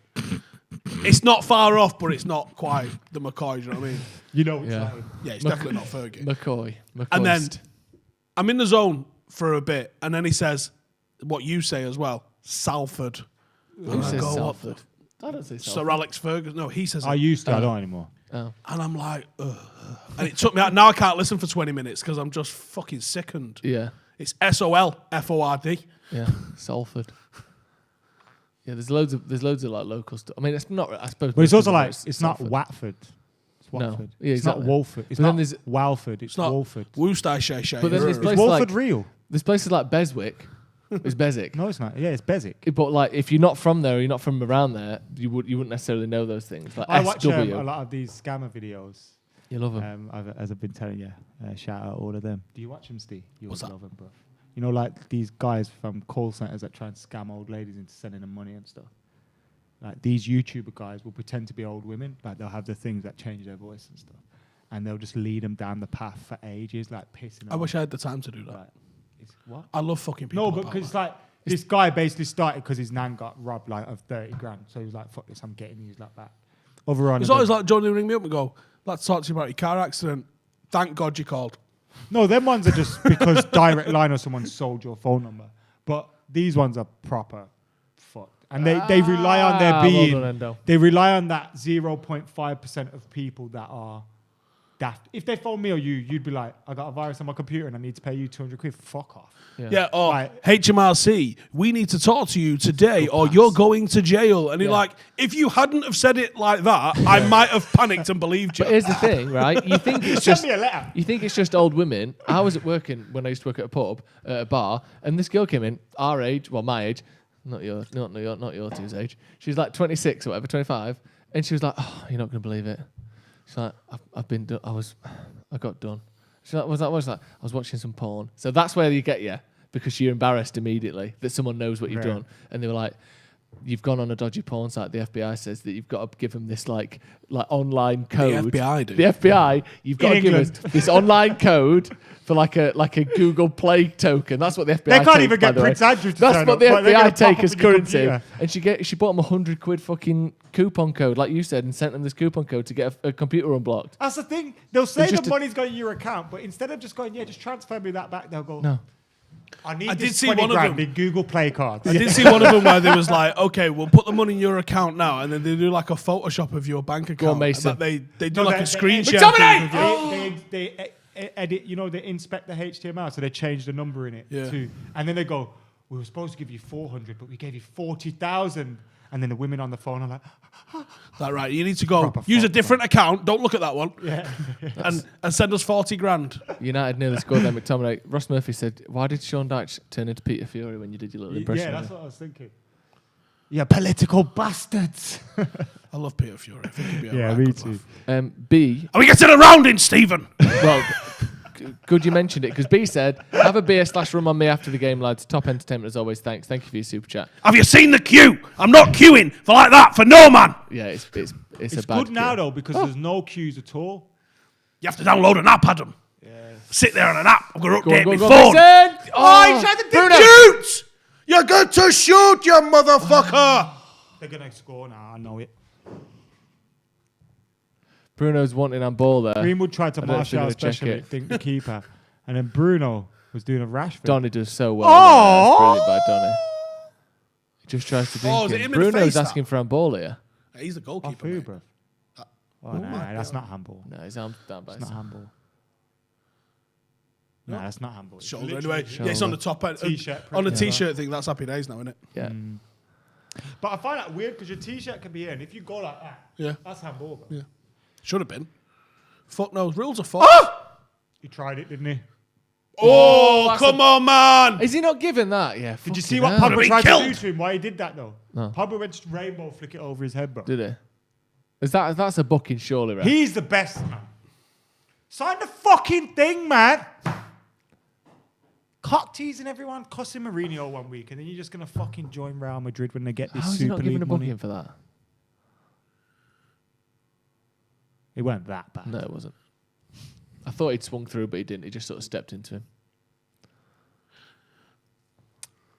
United holding Mason the ball in the corner Greenwood, man. flag. His last few Been months. amazing. Been amazing last few weeks. He's been better than he was last season, despite the fact his numbers have been less as well. Yeah. But we played in a more attacking, shit. a better attacking unit last year. We were because we had That's more out. That's out. more time on the training pitch. And Fuck shit. off. Oh, Vidri's Lindelof. gone past Lindelof there. And he's gone past Played. Luke Who's Shaw. that? Luke Shaw. Lindelof's giving it away again. Lads, clear the fucking ball! Luke Shaw played, son. Luke Shaw Did did you, well. I heard you say that, didn't I? What? Here we go. Shaw. Cavani. Shoot me dick. Mason again. Steve forgot what he was doing. Gonna have Into to Bruno. Go on, Bunny, now! Yeah, go on! Yes! Is he off? He might be off. I fucking hate VAR. Brilliant. Brilliant play. Beautifully worked goal, you know. Donny van der Beek on the left plays this in for Cavani, who buries it. It was Burnley just went all out for a goal there, didn't they? Look at him with his fucking bow and arrow. That's Lego last, that. Legoland. Lego Burnley went lad all out. ball Luke on. Shaw blocks it. Lindelof shits himself again, and Maguire just gets it clear. I to thought Bruno was going to shoot and just And ignore from here, Donny. that's a brilliant pass to Cavani Good run through from two Cavani men. as well. He's held that nice. Brought the rest into play. Donny's kept going. See, do you know, And he's Look at the held it space wide he's up. in. Kept at the this. space. Bruno knows he's there. He's played it. He's on well on. side. And it's square. That's a goal, son. Yeah, that's a Well goal. in, lads. Brilliant. Should've Brilliant left it finish. for Mason. Mason Very nice to close off again. 3-1 like United. 3-1 Fat United. fucking time. Really Call good. a pub. Tell them we'll be there in 17 minutes flat. We'll have rum and cokes all around. That's good. The composure from Bruno as well to find that, and then obviously the composure from Donny as well. Good to have a couple of players in there who can I find just need those to hear passes. from Andy whether this is a second You'll hear half from of him, the fan season. cams. Second half of the season. I'm going on a title charge. We're Second doing a half of the title season. charge. Got 4 weeks left, isn't Third it? player to hit double figures. Last month of the season, we're going on a title charge. I'm excited. That's Last double 3 weeks figures for now having it. For Eddie, by the way. What? 10 goals. 10 now. goals for United this season from Cavani. Very nice indeed. Burnley now chipping the ball in the box. Chris Oh, Wood. fuck off, lads. You're giving them 3 headers there, you slags. Chris Wood versus Luke Shaw, Cavani though. It's a clearing tough one, isn't it? Yeah. Come on, blow the whistle, ref. Maguire does need to get shouted at, though, today. Like a little bollocking. Just a little Maguire and Bro. Henderson. Leave him. He's in a good mood. He's in a good Listen, place. I'm going to go crack the room up upstairs. It's like a kid with a rattle in it. It's Yeah. just leave him. He's happy. He's happy. It's either this or he's screaming and crying, trying to smash his head through his cot. He's escaping. He's going to escape. He's stronger than the cot. Full-time Man United. 8 points. We're coming for have you, beaten- bastards. Did you see the almost throw iPad moment? No. Man United have beaten Burnley 3-1. The post-match review is in the comments. Make sure you click on that. Check that out. We'll be over there in a few moments. Huge win that, taking Man City's lead, cutting it down to only 8 points with 6 games to go. We've seen it done. We've seen it done. Stop pointing. Let's We've put some seen pressure on it him. We're just, all. hey, I'm not We've saying won anything. the We're putting a little bit of pressure on Man City. That's it. That's all we're doing. Make sure you check out the review in the comments. We'll be over there in just a moment. Thank you very much for viewing. Steve, thank you for joining me. Adam, thank you for joining me. We're getting on the fucking room tonight.